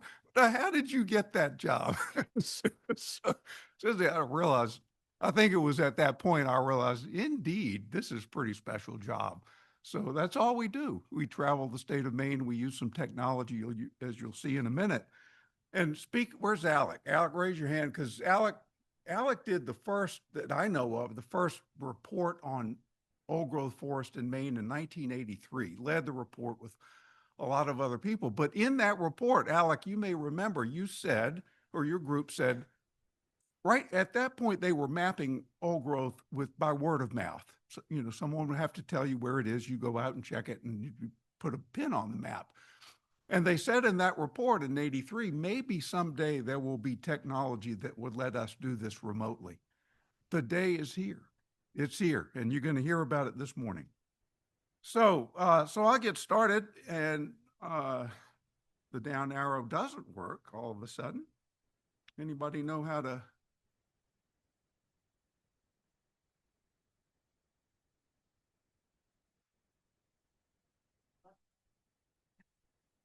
Let's see, there must be some way to, how about the return key? That doesn't do it. Heck.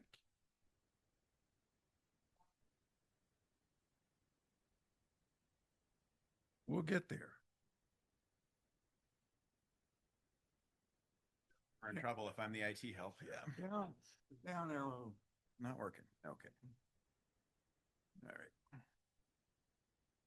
Yeah. All right, let's try sharing again.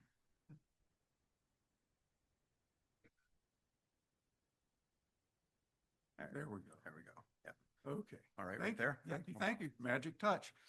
All right. So just briefly, why would we care about late successional old growth forests? We use the term LSOG, late successional and old growth. The late successional often has a little bit of evidence that somebody's been in there at some point in the past.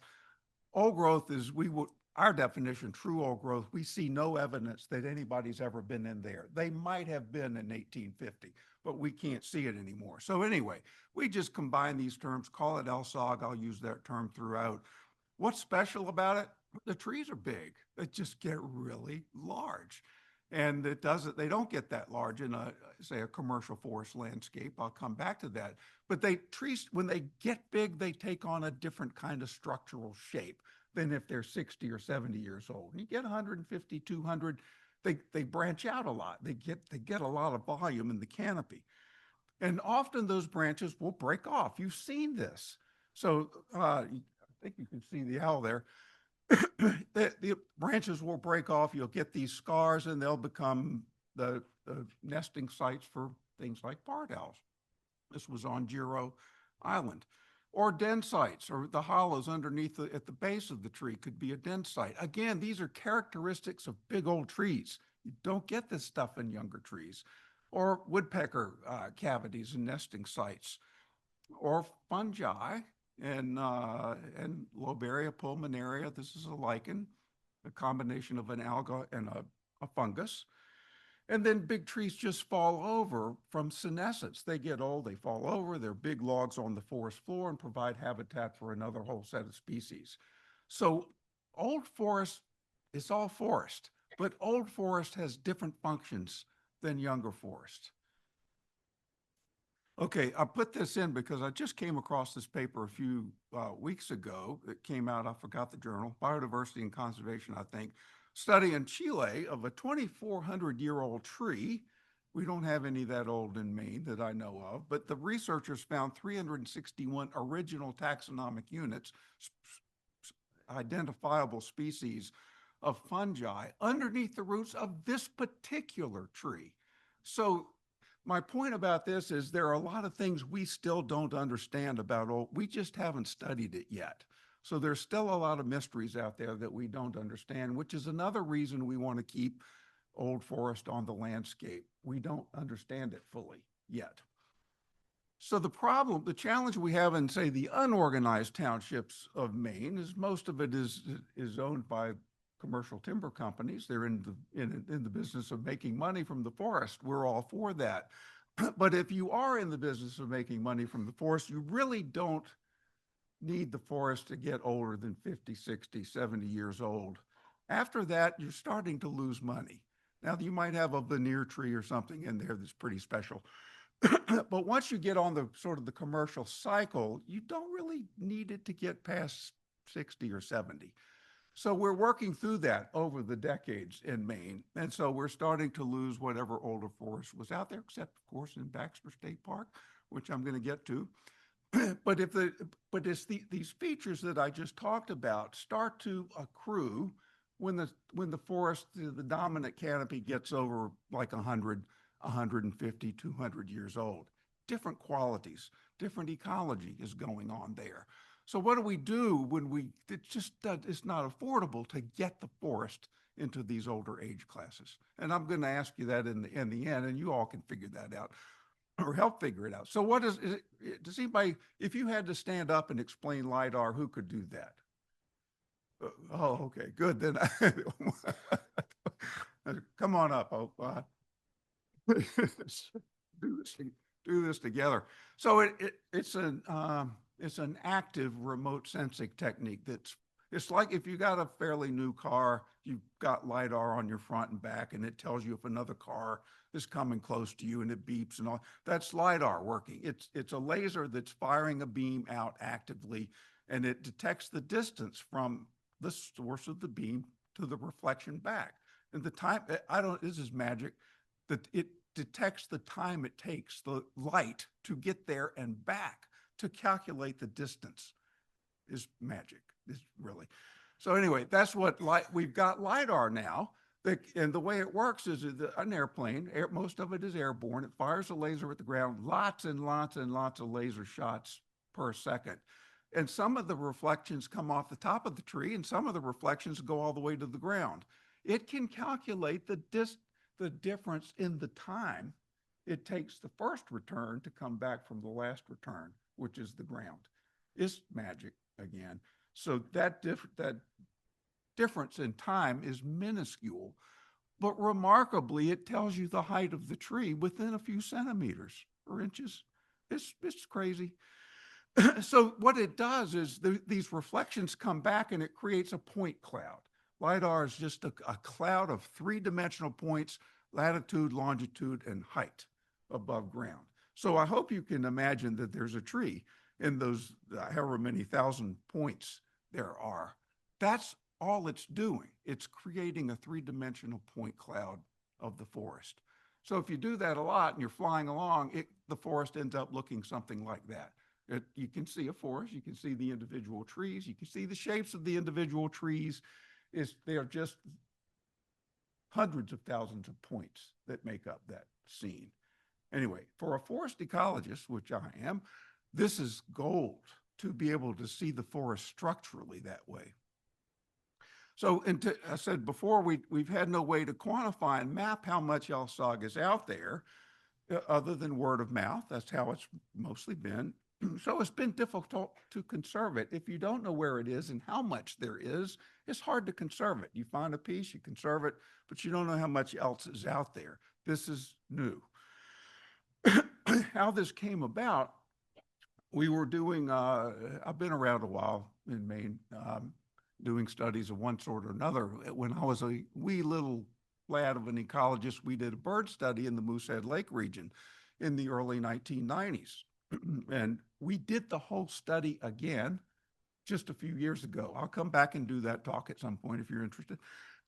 But this time, the second time, 2021, 22, we had this stuff called LiDAR. I didn't know what it was. I couldn't have stood up and told you anything about LiDAR in 2021. But nowadays it's available and it's publicly available for all of Maine.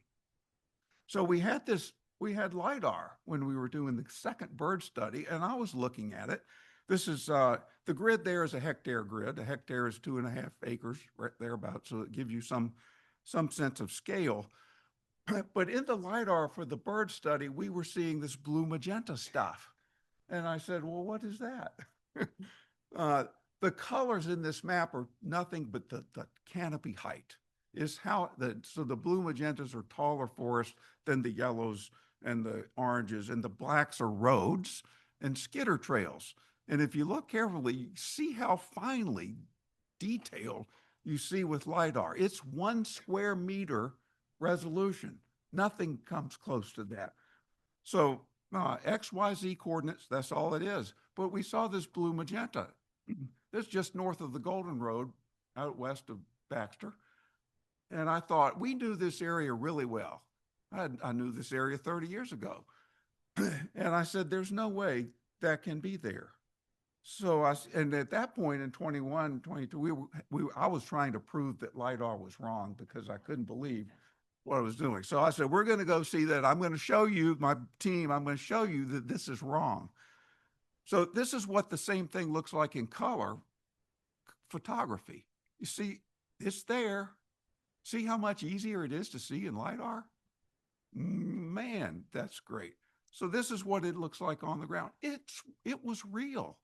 Huge pine, huge spruce. I don't know why it's still there.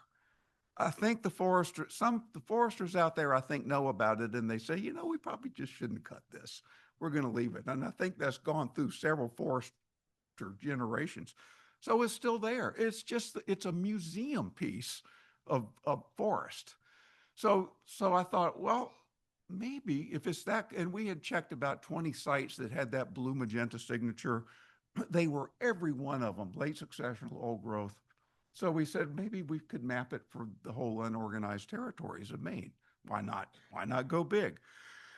The short answer is we did. And it's done, and I'm going to show you some of the results, and we're going to zoom in on Baxter Park because that's what you're interested in. But we needed some kind of classification system to put things into bins. If you need a name for things if you're going to map it. So we came up with this system. I'm going to use it throughout the talk, so I want to get you familiar with it. It's pretty simple. The yellow, sometimes it's white, is just not LSOG. It's younger forest. And then we have something called transitioning. It's like a baby late successional forest. In another 50 years, it could be older and have more characteristics.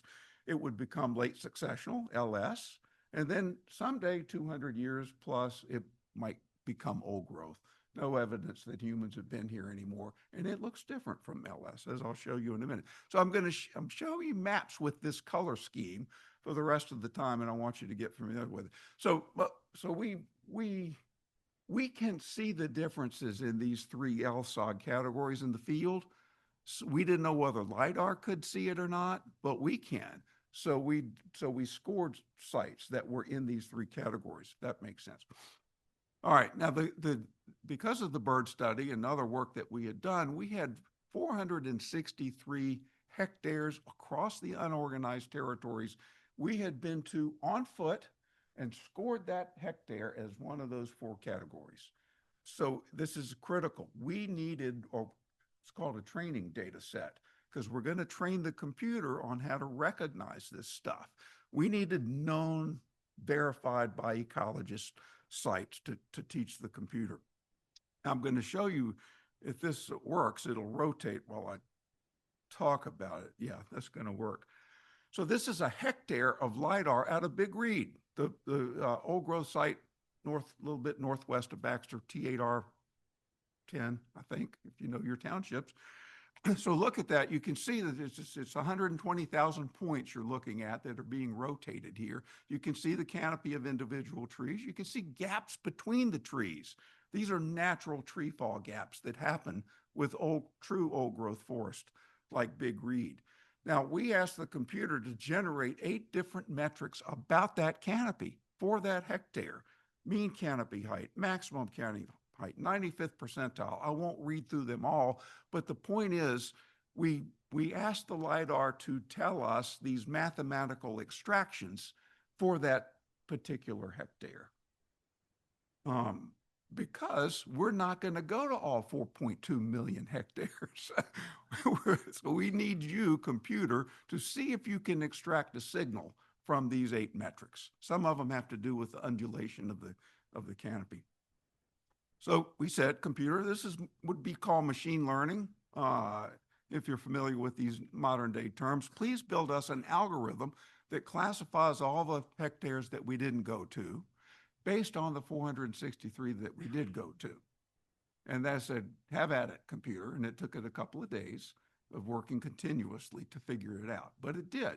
So here's an example. Again, we're out on the Golden Road. This is the intersection of the Golden Road east-west and the 490 road, if anybody knows the lay of the land out there, a little bit north of Sabumak. That's the west branch right at the bottom, the black strip. So here's a stand out there. Again, we didn't know why this one was still there. It's on the Golden Road, for God's sakes. Blue magenta signature, right? It turns out it's a deer yard. So that explains why it's still there.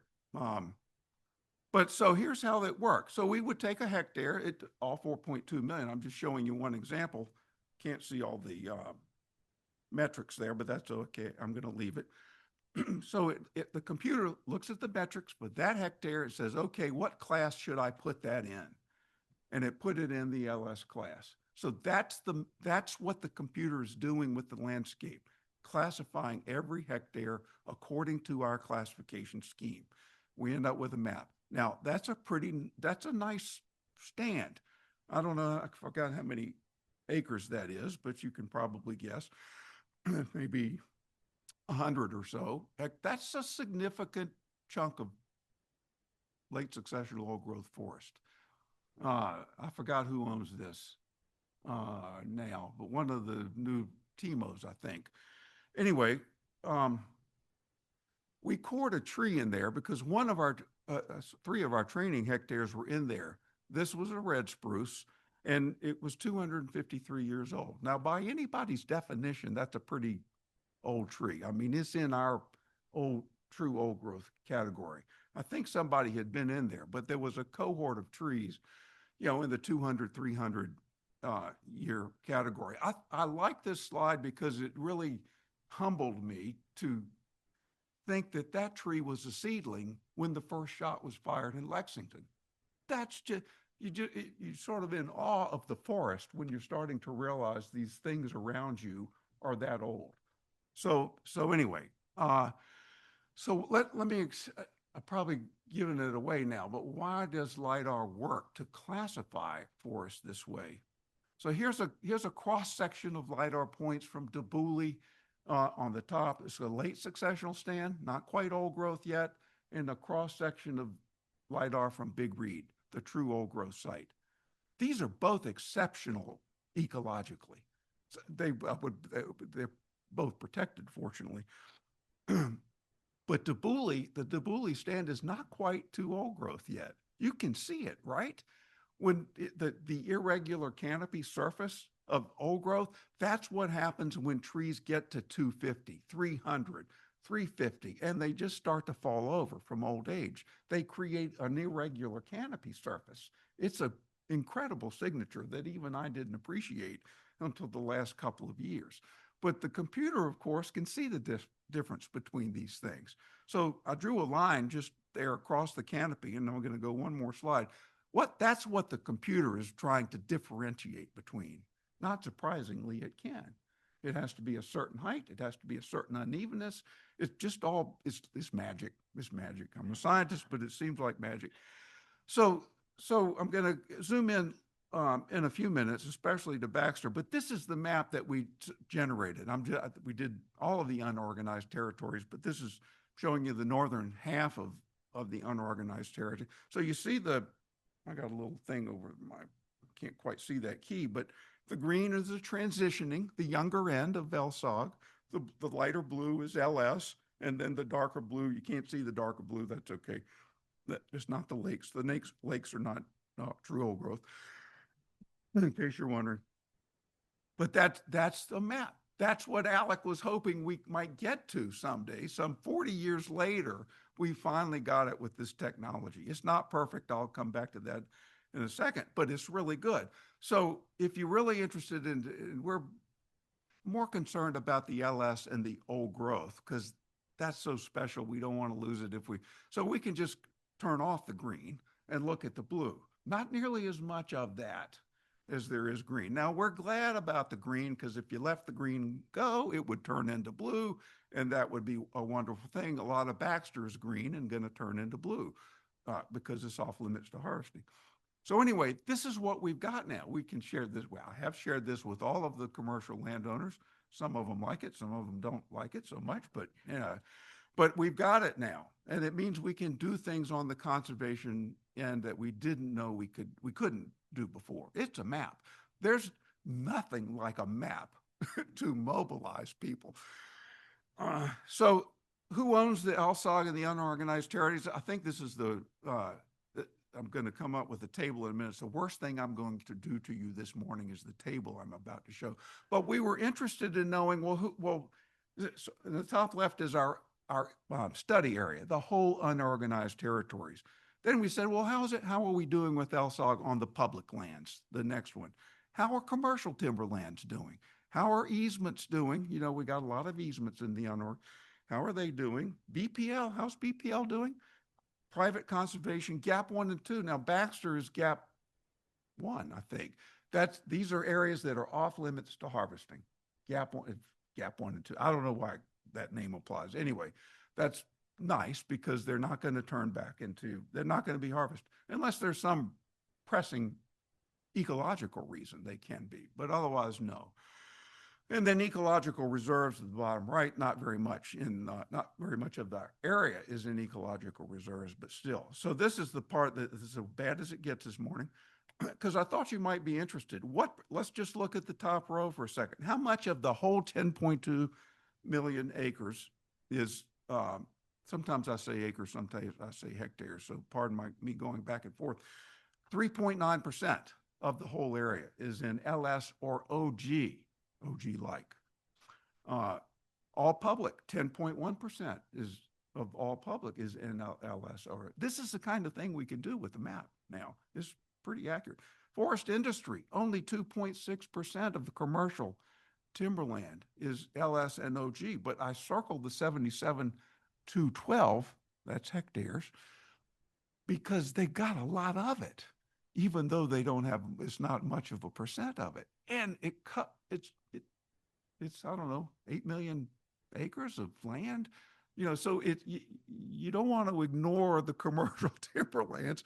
They've got a lot. Now it's going kind of fast. We've looked at the rate of loss, but they're important partners to engage in the conversation about LSOG conservation. Anyway, I'm not going to read through the rest of these. Maybe the slide deck can be made available and you can read them later. Of gap 1 and 2, one more, gap 1 and 2, which Baxter is in, 14.2% of the gap 1 and 2 areas in LS plus OG. So that's pretty good, really good. There's some limitations with this method. I always feel compelled to say this. We did not try to map stunted old growth like at the tops of mountains where spruce, it just doesn't grow very big. Remember, as you've seen, we're queuing in on structural features of forest. That's how the computer is doing it. We didn't set out to model old growth, high elevation forest or lowland black spruce stunted stuff.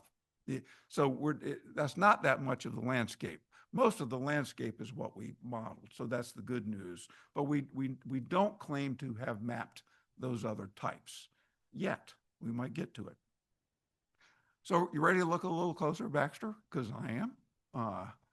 So we did spend a week or two up in the northern 2 townships, partly in the scientific management area, and because there's a lot of LSOG up there. So here's the maps, the lay of the land. The red outline is the scientific management area. There's a lot of, I'm zoomed way out here, but there's a lot of blue magenta in that. You can see it. So we're going to zoom in a bit, and I'm going to tell a few stories about that. This is let me back up. That's the canopy height model. That's the 1 square meter, incredibly precise stuff. And this is the hectare that's modeled. So you see green, you see a lot of blue, a lot of light blue, a lot of dark blue. That township, what is it, Jensen? Trout Stream Township, the one in I can't point to it. Yes, maybe I can. That one, right. Whatever that one is, there's a lot of green, blue. I think there's no other township in Maine that has that much LSOG. It's the winner. So we went up there and took a closer look. Now there's some interesting things going on up there. And I think Jensen explained this too. Jump in or come up anytime, Jensen, if you can help me out. But there's so that's the classification map of the area. You can see Frost Pond right there, which we were told, Jensen told us that might be a place you want to check out, so we did. And then I'm going to zoom in on that. Let's take a closer look. There was something curious in this that we couldn't understand.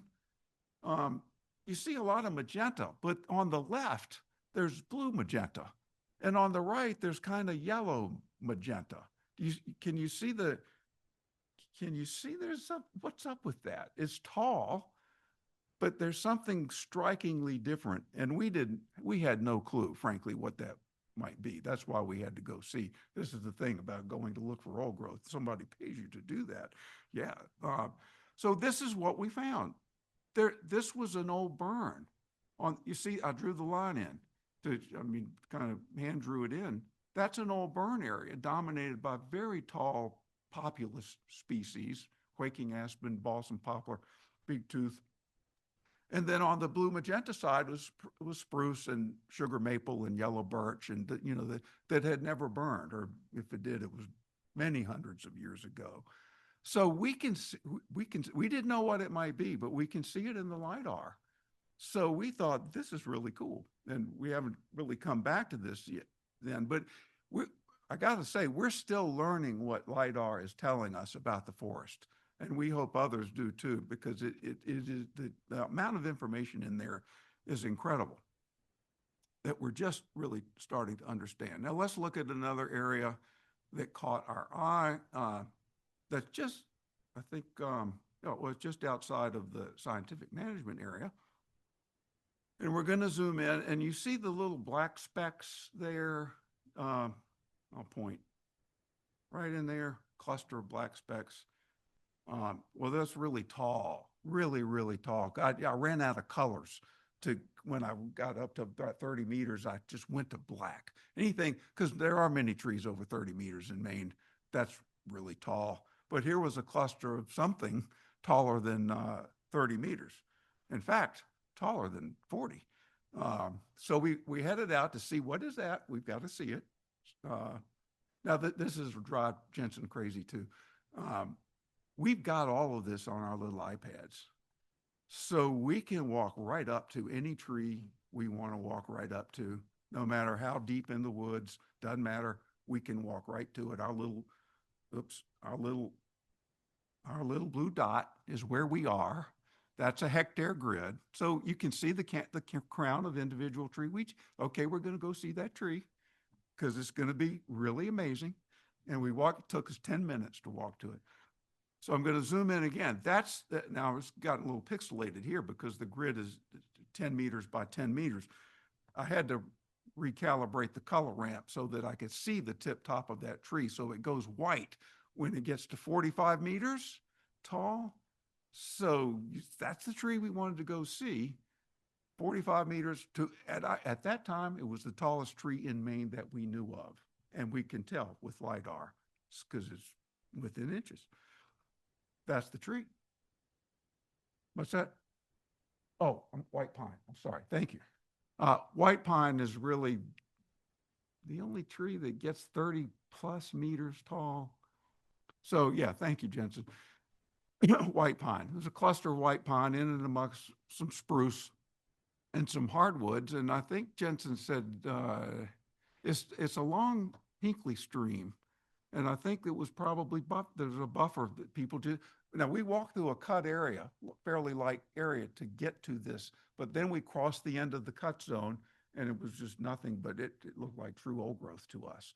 We could see no evidence of anybody having been in there. And then we had the special treat of having these trees 45 meters tall. That's a pretty special day to be able to go and walk right to it. Okay, so I'm winding up here. This is my last map, and this is your quiz. I'm going to end on a quiz. But there's one more map. Does anybody know what this is a map of? And Jensen, you can't say because you know too much. So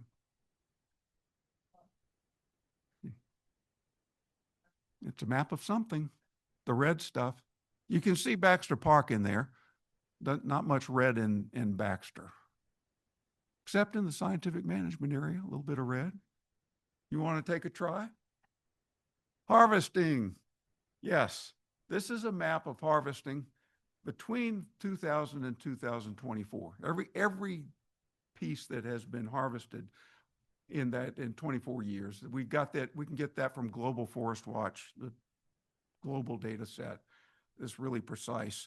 So I put this in, just friends of Baxter State Park, you've got a very special place here. And this map shows it about as well as anybody could show how special Baxter Park is. We need places like this that aren't going to be harvested. It's not. A little bit in the SFMA, but that's okay. So really incredible place. It's a gift. Okay, now the sort of the crowning, the crown jewel of our work over the past 3 years was finding a 700-acre tract of true old growth. And Baxter is in the background, actually. It's north of Baxter by a bit. But as far as we know, nobody knew about it. So LiDAR can find true old growth that we don't know about. And we've got a lot of places that we need to check out now that we know what we're looking at. But that's really special. Now, true old growth is rare, really rare. So, you know, maybe a sliver of a percent of Maine. So if we can distinguish that from LS, it's good too. Don't make no mistake about it. But we'd really like to be able to find those true old growth if we can. So that's the story. The remarkable ending is that as a result of having a map, the Natural Resources Council of Maine, mainly, and the Maine Audubon spearheaded some legislation in 2025 to say, now that we got a map, maybe we should think about how we conserve this stuff. And so they drafted a bill, or I don't know how that works anyway, but a bill got drafted and passed by Senator Bennett, Republican Senator Bennett, and it passed, LD 1529. So the state is now launching a process to develop, to know where it is. We've helped them partway with half the state, and then to develop strategies to conserve it. That's huge. Now we're having a social conversation about this question. How much do we want, and how do we want it distributed across Maine? It's a big question. But when you got a map, you can have this conversation, whereas we couldn't really before, hardly knew where to go. So I'm going to, all of our reports and studies are available on our website. You can go look them up at your leisure, ourclimatecommon.org. And then I'm going to stop there and just hopefully take questions or have ideas about how we can conserve it. Walk the mic around again so our Zoom folks can hear. Many years ago, I was in Big Reed, one corner of it, and was mightily impressed. You say 700 acres. How does that compare to the size of Big Reed? Big Reed is about 5,000 acres. And it's a very interesting place. We've been there many times, done a lot of work in there. It's interesting because the western western third of Big Reed had a microburst in 1983, another 1983 thing, and it blew down. It was old growth that blew down, and it's younger, shorter forest now regenerating. But it's the biggest example I know of where old growth is doing what old growth does with a major disturbance, a natural disturbance event. The eastern side of Big Reed is kind of like the stuff we think of: big, tall sugar maple, yellow birch, red spruce, kind of white pine too. So anyway, 700, but 700 is a lot for this day and age to find something that big, essentially intact block of forest. Yeah. Fascinating presentation. Thank you very much. Can you talk a little bit more about how you actually get the LiDAR? What kind of plane? How high does it fly? How wide a swath you get? Boy, that's too many questions. But it's pretty easy. It's publicly available. We don't do it ourselves. Anybody can go to it was down for a while with the new administration, but let's not go there. It's publicly available on the NOAA website, and they're huge files, huge, massive. You need terabytes anyway.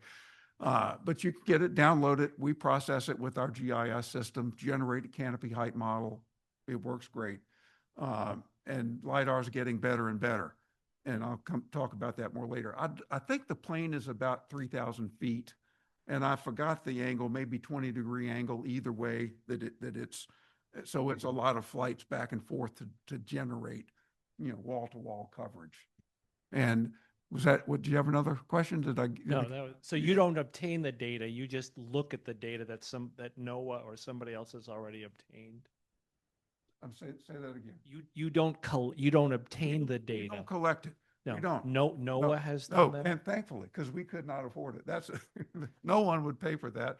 It's a federal government thing. And the reason LiDAR was, the reason it's done is to create very good digital elevation maps of the ground, excellent topographic maps. The trees are actually in the way of that process, thankfully, because some of the signals bounce off the tops of the trees. Some of them, the people who do the mapping are only interested in the ground points. We're interested in the difference between the two. So fortunately, it works out for us. Yeah, good question. And John, I took your slide down so that folks watching on Zoom could see you speaking. Oh, okay. Yep. Very good. Any other questions?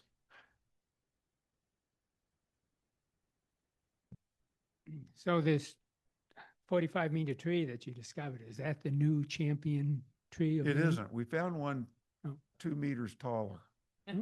So sorry about that. And actually, the one that's 2 meters taller is in that old growth 700-acre tract that I had the picture of.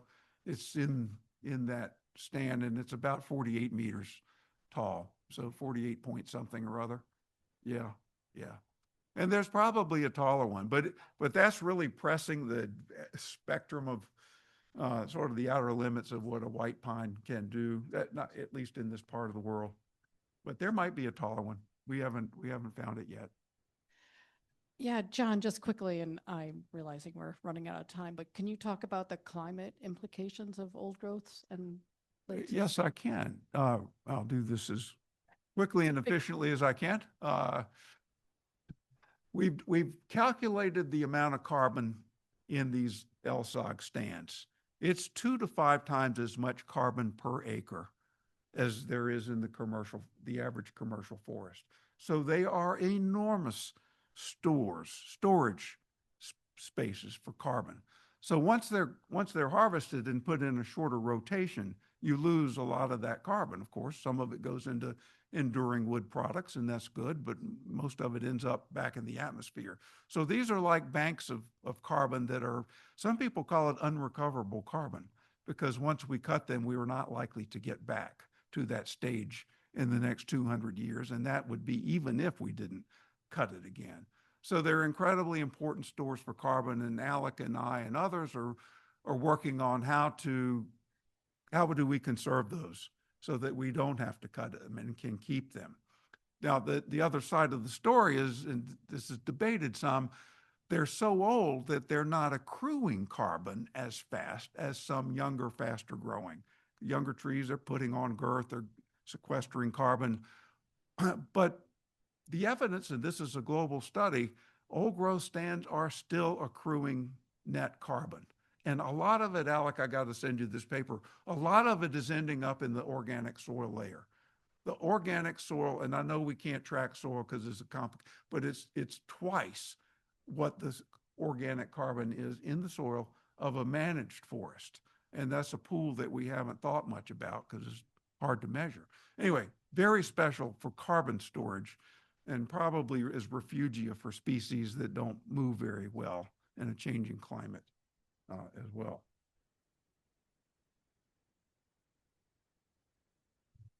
Thank you all.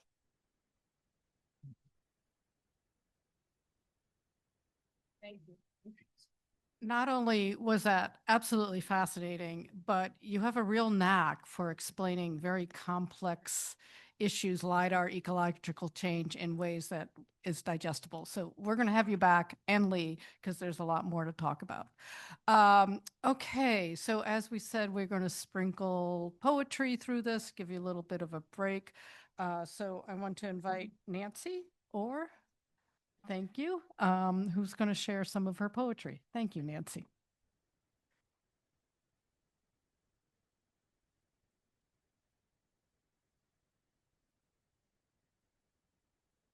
Pick warily, bare scat full of blueberries. Pick warily, bare scat full of blueberries. That's a haiku. It's a form that originated in Japan. It's short. They're frequently referred to as one-breath poems. You may have been taught that they were 5 syllables, 7 syllables, 5 syllables. That's not true of modern English haiku. But they are usually connected with nature.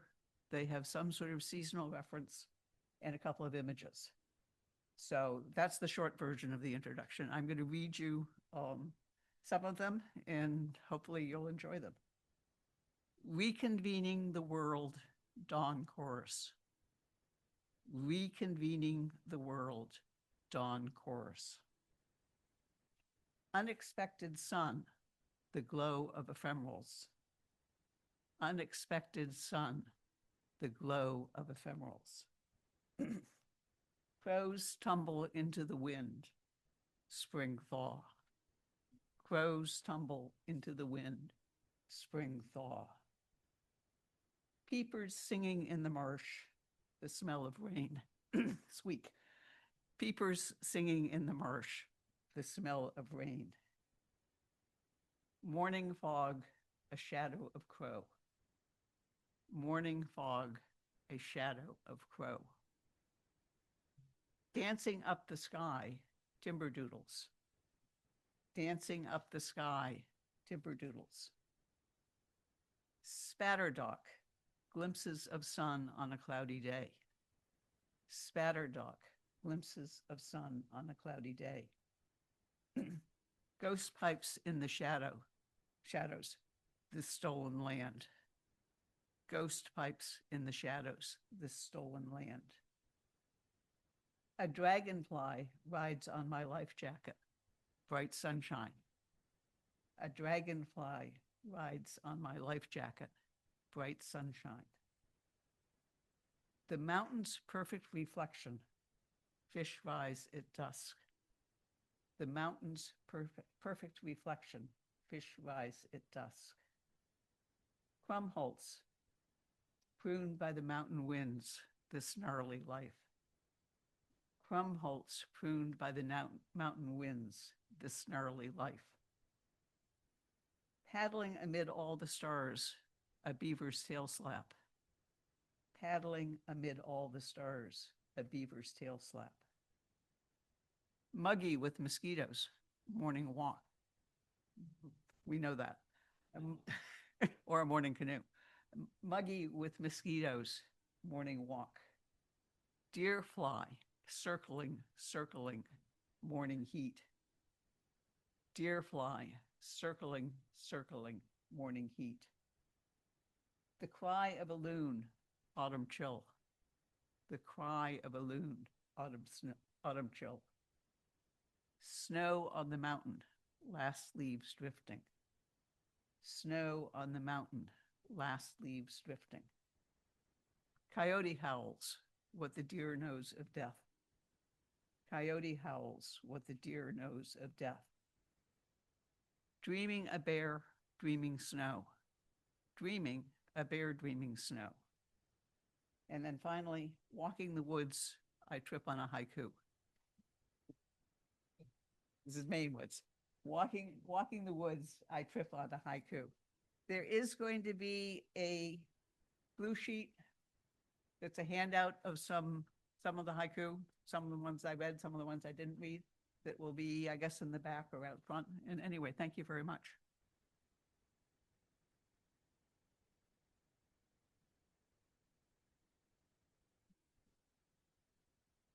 Thank you, Nancy. That took us on a lovely seasonal journey through the park. That was beautiful. Just a public service announcement. If you left your phone in the bathroom, Rachel has it outside. So, okay, Jensen. So without further ado, Jensen's going to talk about the trail assessment work that he's been working on with Charlie and others. So thank you. All right, folks. Our minute of chatting is up and we're ready for Jensen. So here we go. Hi, everybody. It's a pleasure to have a chance to talk to you at this meeting. I have to tell you, I'm struck by the fact that John Hagan gets a career walking in the woods, looking at big trees. I was struck by that, but I'll have to remind everybody that before that career, you walked around in the woods looking at pretty birds. So well done. Well done. I'm just going to talk very briefly about a project that we are working on with friends. It's the part of the friends part I love the most, where you can really try to do something that is helpful for the park.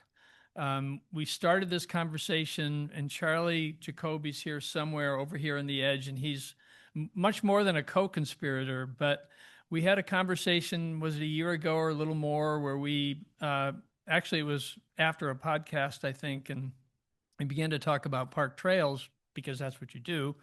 And we both realized we have the same concern, that the park's ability to maintain the more than 200 miles of trail on the park was falling behind the ability of the trails to need maintenance. They weren't not able to keep up with it, and we could see a decline in the condition of the trails and the park's ability to both clear trails and mend them, and then address existing problems.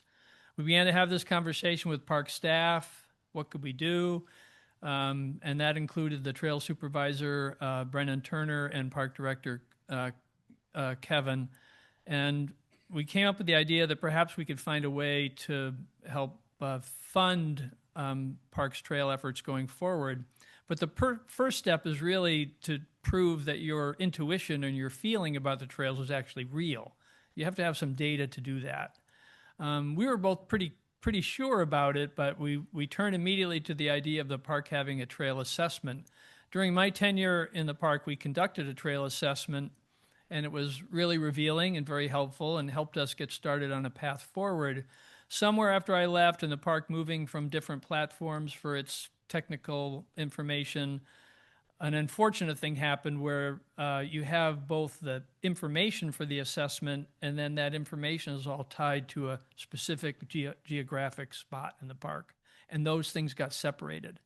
So you have a pile of data, but you don't know really what it refers to. So it really meant that the assessment that we had conducted earlier was lost. And so we have to start again.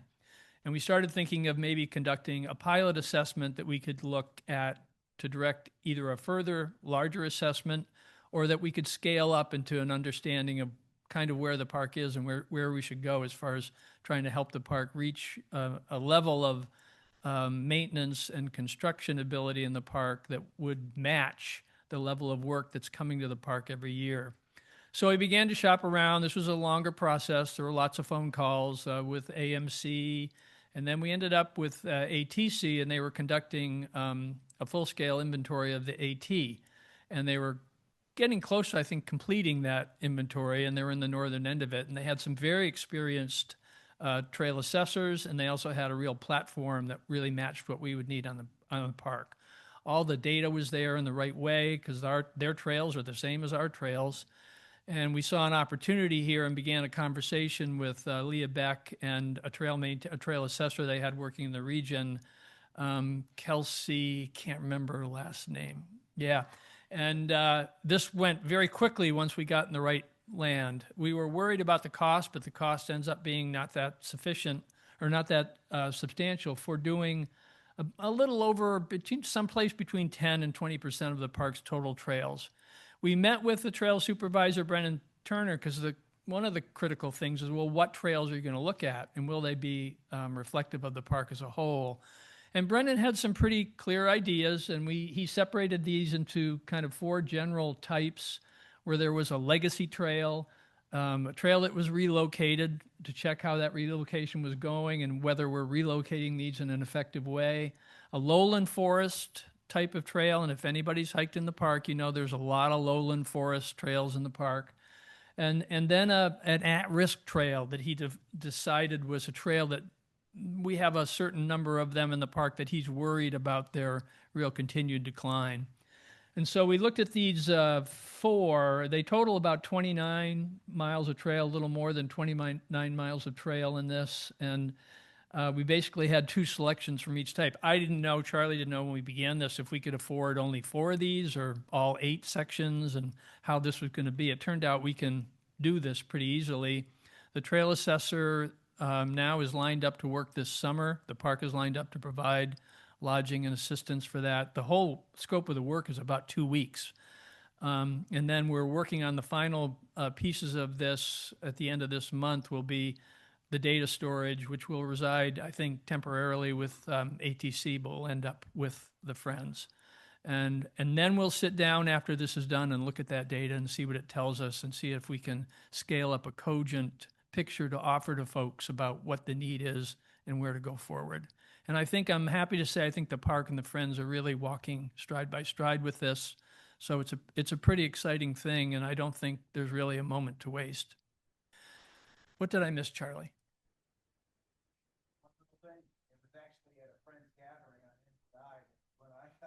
Is that when it was? Okay. Yeah. If that's all I got wrong, I am batting 1,000 today. Josie.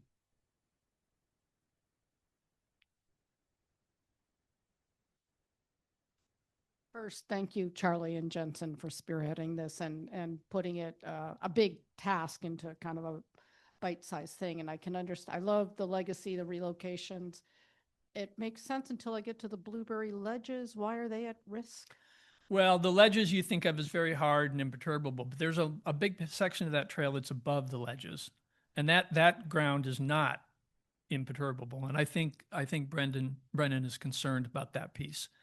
I mean, we could have spent weeks trying to sort out which sections we thought were right or wrong, but in the end, Brennan has to have faith that what we're doing is what he needs for his assessment. So we're going forward. The saddle trail is on there, but we're going to excerpt the slide, which has a whole set of its own issues that they are looking at separately. It's 0.2 of a mile, but it's a really critical and intense 0.2 of a mile, but that will come out of that. But I think it's going to be really interesting to look at the Heel and Taylor Trail, which really hasn't been looked at clearly for a long time. And very little maintenance has been done on that trail of any serious kind for a long time. So there are a lot of things that'll come out of this, and maybe more questions than answers, but we'll be on our way to having some real data. Anything else? That's great. Thank you very much.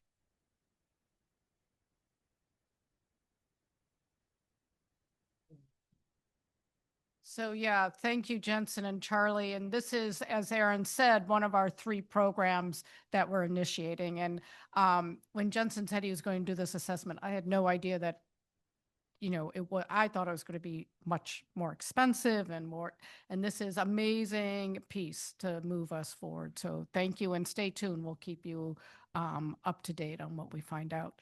So next up, and thank you for sticking with us, but I'm really excited about this part, which is you've heard about our youth programs. And so I'm going to turn it over to Rachel and Cass, who are going to introduce you to Laura and Felix. So Cass, please come on up. So as you all know, my name is Cass Stewart, and I'm the Youth Programs Coordinator for Friends of Baxter State Park.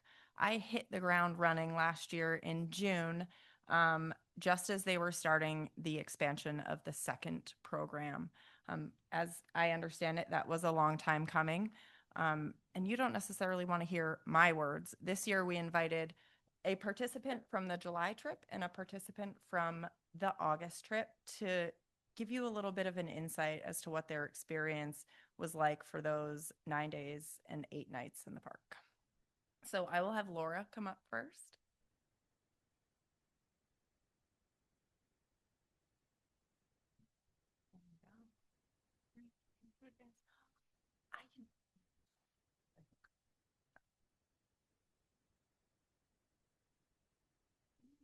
Okay, cool. Right. Okay. All right. Hi, everyone. I'm Laura, and I'm from Waldo, Maine. It was an honor to participate in the 2025 Maine Youth Wilderness Leadership Program. I'd never been to Baxter before, and this program was a wonderful opportunity to root into this place and meet other young people who are excited to be in the outdoors. I really believe that people will work to protect and cherish the world once they've fallen in love with it. And for me, this program was a reminder of why I stand up for environmental justice. It was a narrative flip from I stand up because there's so much wrong with the world to must stand up because there is such beauty in the world and the possibility for so much more.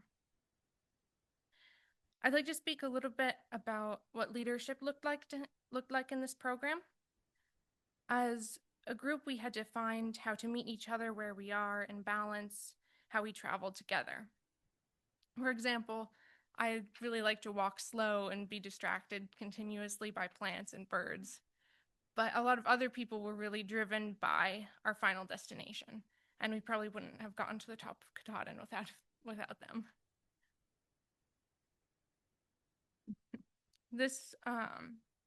There was always a way to support the group, and often leadership meant looking around and seeing what needed to be done and doing it, whether that was securing a ridgeline for a tarp better or giving some encouragement to a friend on the trail.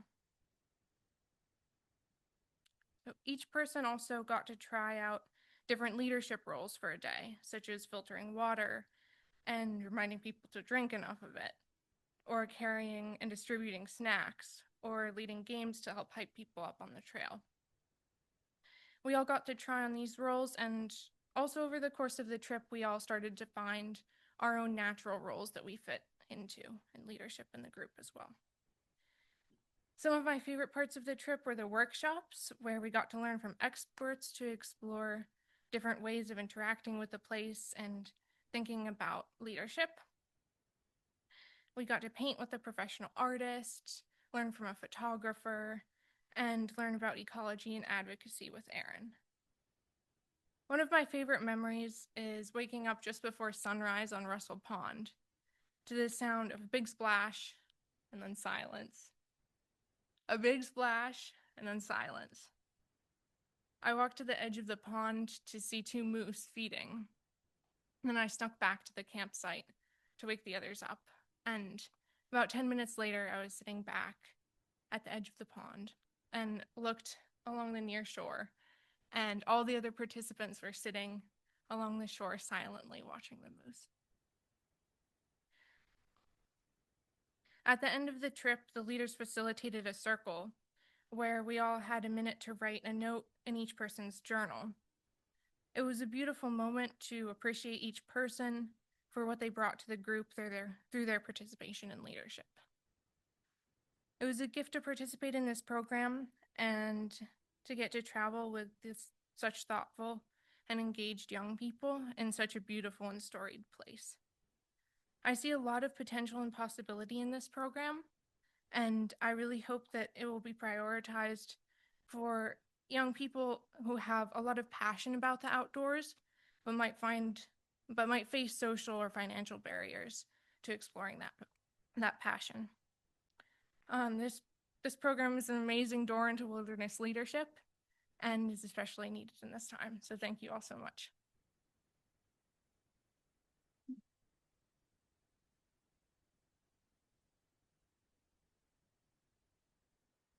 I should also add that the photos playing in the slideshow were new to the program last year. Instead of letting kids take their cell phones into the park to use as cameras, we said, please leave them at home. And we, as an organization, purchased 10 digital cameras, adventure, drop, waterproof, to go into the park for them to use. When they come out, we collect them, put them on a Google Drive, and then send them the link so that they have the photos, but we also get to live through their experience.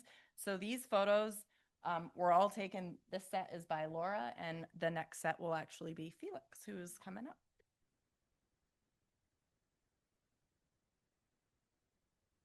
All right, hello everyone. I'm Felix. I'm from Acton, Maine. And first of all, I want to say the digital cameras were absolutely incredible to have. It was a great experience to be able to take photos and take videos throughout the whole trip. And it made some really great memories. So this trip was really impactful for my life. It was also, like Laura, it was also my first time in Baxter State Park. I've been in Maine my whole life and only ever went hiking or camping in the White Mountains. So getting up to Baxter was an incredible experience. And this trip really made a huge difference. It gave me some lifelong friends. Everyone who went on the trip, the August trip, we're still all in contact with each other. We've planned hiking trips. We did a backpacking trip up in the Bigelows. And yeah, we're still really close knit. Oh, there's another photo. Anyways, so yeah, it was hugely impactful. And the different workshops that we did were really incredible. We did, Laura mentioned painting with the artist. We did a nature advocacy workshop, and I think the nature advocacy workshop was most impactful for me. I want to talk a little about that workshop. So we were asked to sort of go out on our own, and we had these little pocket notebooks, and we were asked to write down an issue that we have in the world and think about who this issue impacts and who we can talk to and who can get behind us to help solve this issue. So the issue that I chose was the status of Puerto Rico, which is the homeland of my mother's side of the family. And doing this activity, I hadn't really ever thought deeply about the status or how it impacts people. And doing this made me want to research more and learn more about it. So it really pushed me. And for my school, we have a senior project. It's a huge project that you do at the end of high school. So this year, my senior project, because of that, I did it on Puerto Rico and its status. And continuing that on, I actually recently joined an organization supporting Puerto Rican independence. And we do a lot of outreach programs and environmental justice programs, both with Puerto Rico, but also in Maine with our Maine chapter. So really the nature advocacy workshop was super impactful for me. And also on that same day, we did a plant ID workshop, which I absolutely loved, looking at the plants in the park. Yeah. Oh, and there's Green Falls. Sorry, the photos are distracting me a little, but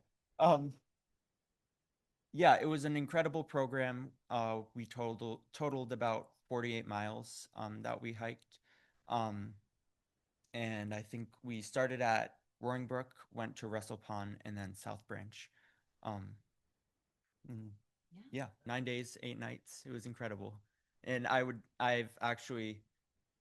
knew about the program before because my friend Cassidy had done it 2 years before I did, and then my sister had done it last year. And so now I've reached out to other students in my school to get them to apply to it and sign up for it. So, yeah. Thank you so much.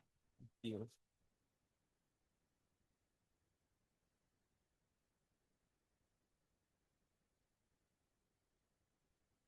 Questions, comments? You're up. Does anyone have any questions? Are you guys okay with answering a question or two if people have them? Yeah. Anybody have any burning questions on your mind? It's not every day we have access to these incredible young people who have actually participated in the program. Usually you have to hear from Cass or myself or someone else. So anyone have a question?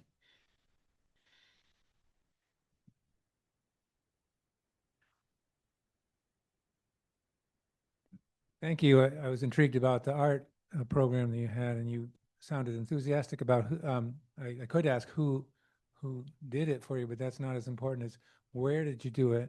To me, and what kind of medium did you use, please?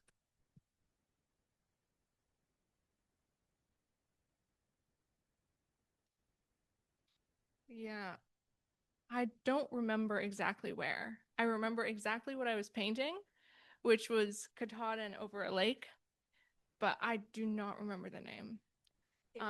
Daisy Pond. Daisy Pond. Okay, perfect. Thank you. And we were using watercolors. Yeah, it was plein air watercolors and Daisy Pond, and then after Daisy Pond, we went over to the ledges. Yeah.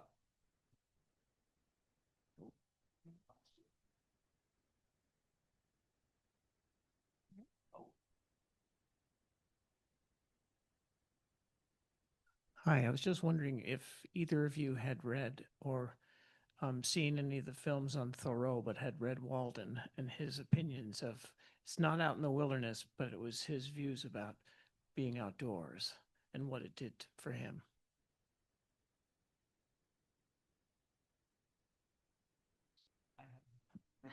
Okay.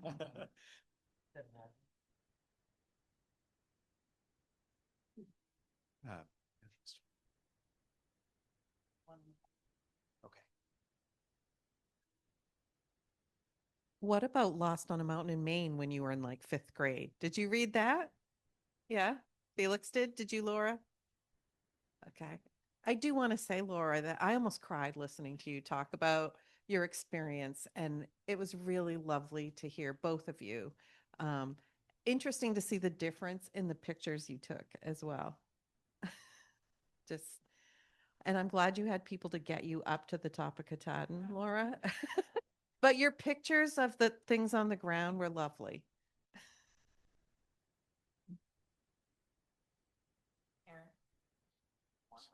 Oh, yeah,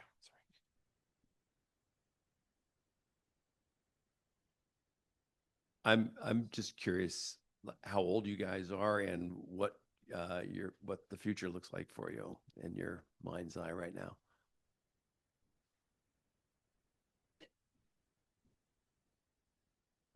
Yeah, no pressure.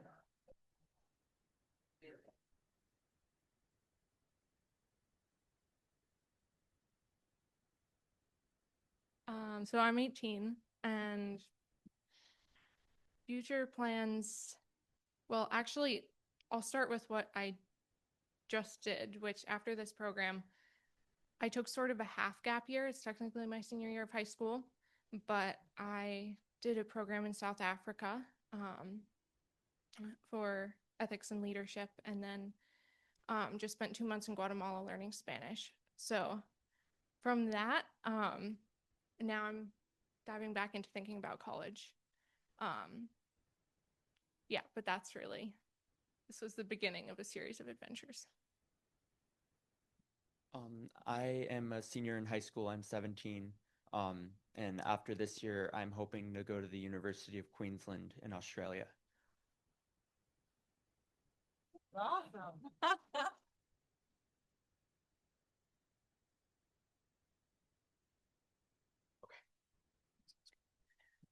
Any other questions? Oh. Yes, actually, I'll take that one. You guys keep that one.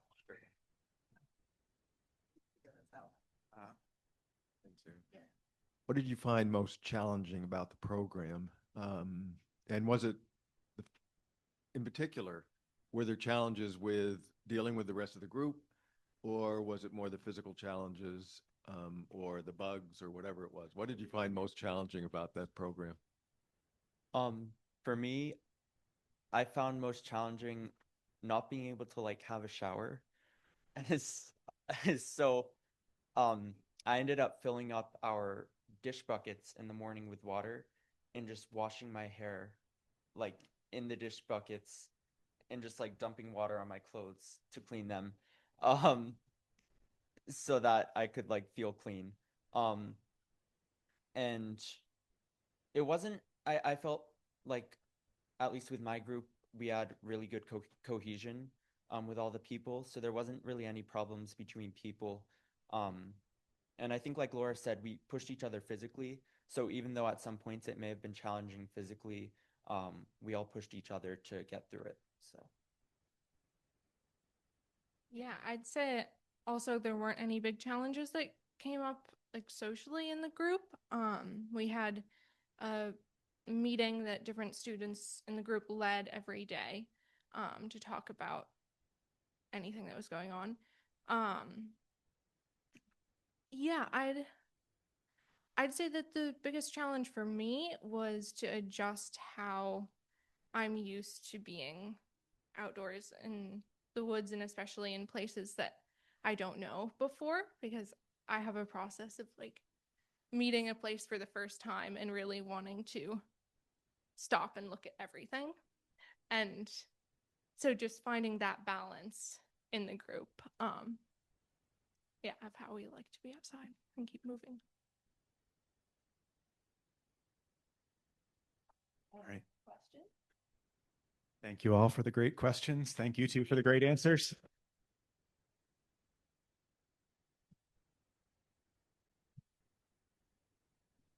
All right. Are you going to stick around and join us for lunch? Yeah. Okay. We are rapidly approaching the lunch hour, and oops, sorry, Cass. And what we'd like to do now is, even though we've grown a lot over the years, we are still very much a grassroots organization, and we are fueled, guided, inspired by our members on a daily basis. And we want to make sure there's some time during the meeting today to hear from you about what your questions are, issues and concerns on your mind, thoughts about the organization, thoughts about the park, things that it would be helpful for you to bring up and kind of have an open forum about. So a great time for questions and stuff that we didn't cover during the meeting. We only have a few hours together, and there are many things going on. So there were lots of things we didn't have time to talk about. Feel free to ask about those. If you have questions for any of our speakers that you didn't get to ask before, totally fair game to ask a question of our speakers. Yeah, we've got open forum for a little bit. So I'll shift to using that mic. And would one of Josie, do you mind running the other mic around?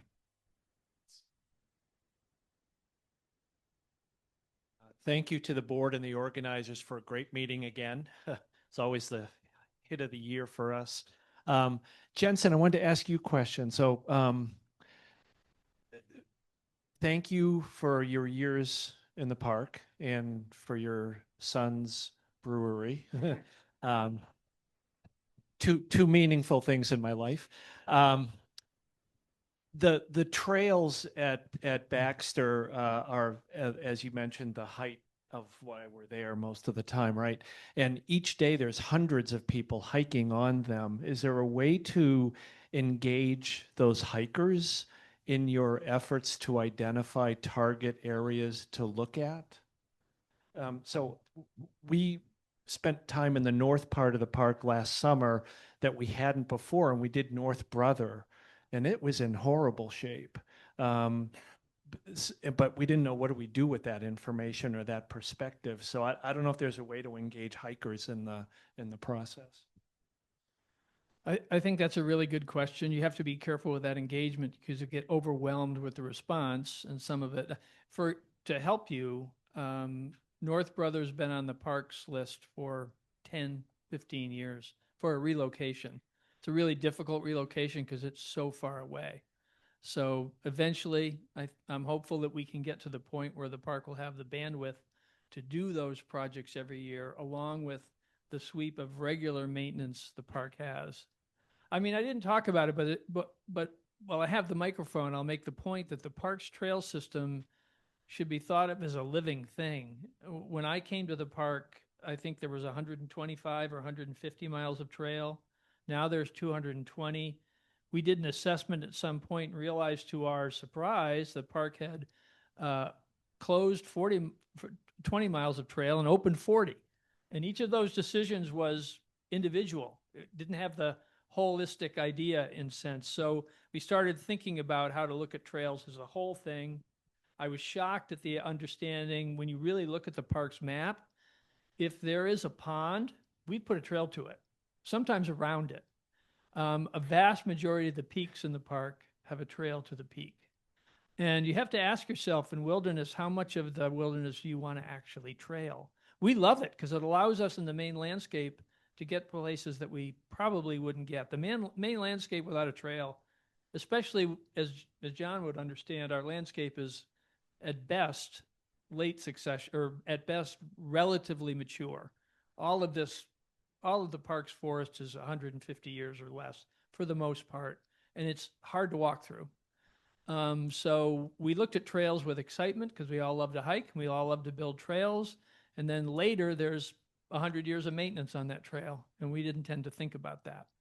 So we have a more holistic way of thinking about how the trails should be divided over the park. And I think if we were to go forward 10 years, I would suspect that some of the trails on the park that we now know will close and very few will open. We also instituted trail-free zones in the park, large areas where we had kind of committed, we're not going to build a trail here unless the idea is overwhelmingly for good reasons, and the authority would have to approve it. So That's a very long answer to your question, but I'll bring that up with Brendan if there's a way to engage regular hiking traffic and what they see. But our trail crew does get over this every year. They could probably make a pretty good list right now. We know where the problems are. We just don't have the bandwidth to get them. And by the way, I love your kit, and I've got one just like it. Yeah.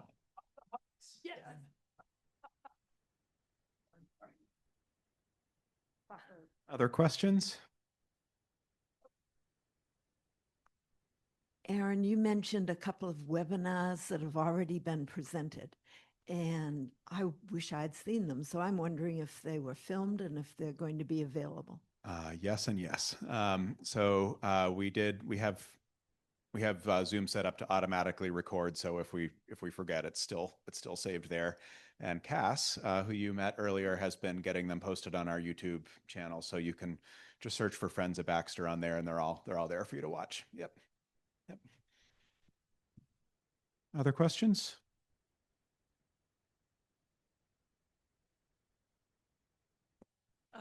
Kind of following up on the success of the winter webinar series that we did last year for member engagement, which was fantastic. Thank you all for joining us. What other topics would you guys like to see next year?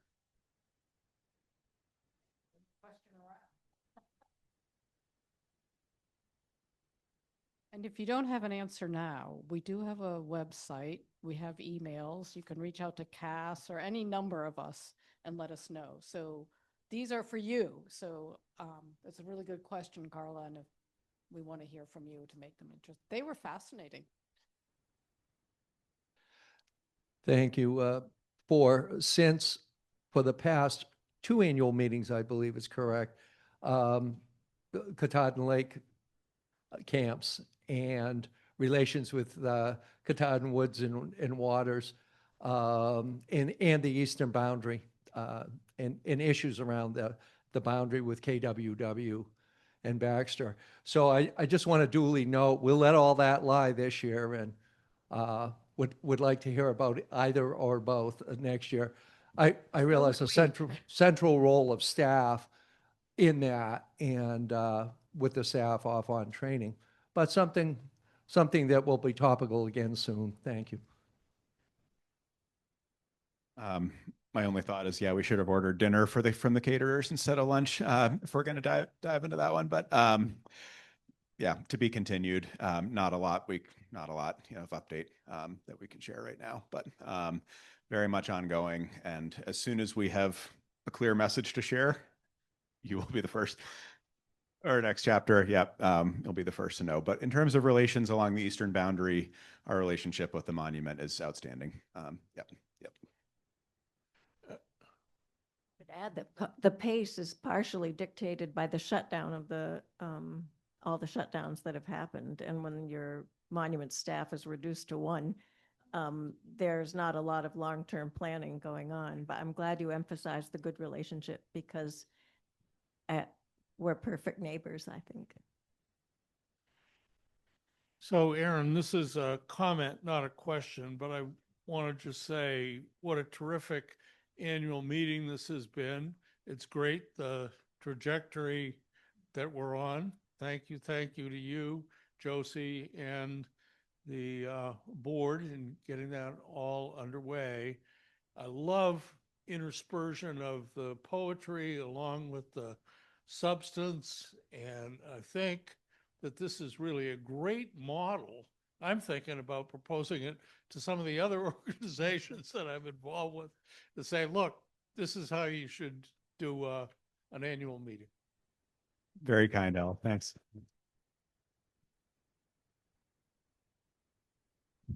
Thanks so much, Alec. Yeah. It wouldn't be a good meeting without, great board and great members who show up on a beautiful spring Saturday. So any other questions? And if not, I have a question for you. You can talk about. Oh, sure. Yep. Dorothy, where are you? Yes. Oh, yeah. So anybody ever been to our events at Flatbread? Has anyone been coming? I saw some folks. So we used to host these member nights at Flatbread Pizza down in Portland, and Dorothy Bucas, who's here, did these beautiful paintings with the date of the event on there that we've kept and treasured. We have one out on our membership table out front, and Dorothy gave us these other two on long-term loan today that we have here. So art is a big part of what we do. We are really grateful to have several really incredible artists in our midst today. If you haven't gone out to meet Lauren yet, the park's visiting artist from 2025 in the hallway, and you haven't yet admired her work, really, really spectacular. Please do go say hi to Lauren. She's planning to stay, I believe, a little bit into lunch. So go find her. David, would you like to speak about your book? Yeah. Yeah, okay. So there's also some pretty great resources about the art of the outdoors and some serious expertise in our membership. So David, why don't you give us a quick update? David Little, folks. You sure about that? Hi. I brought with me a couple of copies of the book that my brother and I worked on that came out 2 years ago. And just this year, we received 2 awards from the Independent Publishers of New England, the Book of the Year award, and also a gold medal for nonfiction and art. And so I wasn't going to say too much about it. It basically was designed by Islandport Press. It was their first art book. And Carl and I worked on it the way we usually do. Carl works on the contemporary artist group. I work on the deceased artist group and do all the permissioning with museums. And then I provide a lot of the historical context so that you can tell kind of in the book what's going on now, what was going on when John Marin was painting, or what was going on back in the day. But we were really pleased with the result of it. And the Art of Katahdin has come out in paperback. So if anybody can't find a hardcover, Carl and I were never notified about it. So we found out when we were going online, I would look for things that were available secondhand, and then all of a sudden you saw paperbacks new. And so I contacted them and said, they said, we're really sorry, we never let you know about it, but we've done it. We have a new run of 3,000 copies of the paperback edition. So that was my first book, and it was my introduction to basically to publishing, to writing, to editing, and then eventually to public speaking, giving book talks. So thanks, David. Yeah, appreciate it. And if you haven't seen Art of Katahdin, you really need to. Incredible book. And if you love the park, you really should spend some quality time with that book. Couple quick announcements. Because we've gone a little longer and we're going to be starting lunch a few minutes late, we're going to start the bird walk at 1:15 by the registration table out here where you came in and signed in. That's going to be led by Laura, who you met, and right back here, and Kit Pfeiffer. Kit, where are you? There you are. Yep. All right, they're going to team lead that walk, and we're going to be on the trails close by, right here on campus, correct? Yep.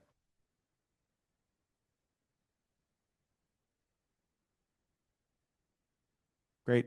Okay. If you forgot your binos, yes, extra pairs to borrow, and highly recommend if you can stay to stay.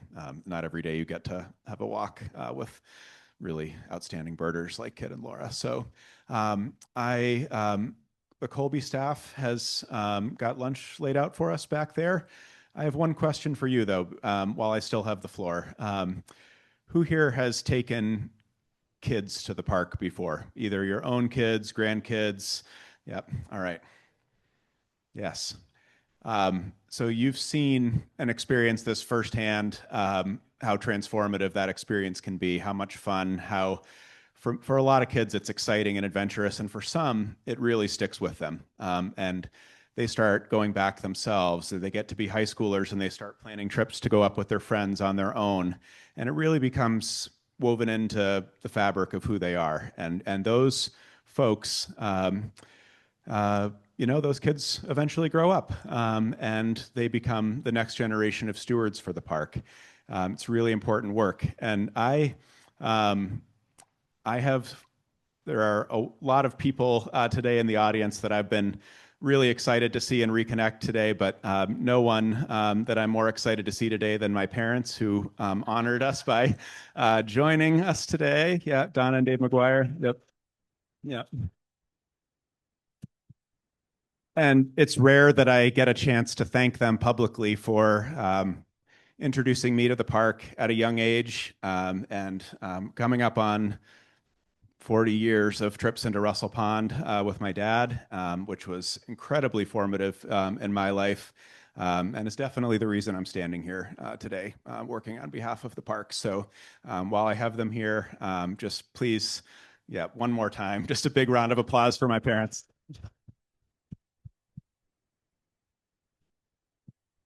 All right. So there is a lovely lunch laid out there for us. Eat, enjoy. We have all the tables in back here. You're welcome to use the seating here in front. We also have the room beyond that divider over there. There are tables in there with more seating if you want to be able to eat at a table. So if you go out into the hallway and then right back in, there's a lot more eating space right there. So if you have questions about the food, there's a Colby person floating around. But eat, enjoy, relax, and please come birding at 1:15. And thank you all so much for coming. Yeah. And the board. Oh, and we need the board of directors up front for a quick election of officers.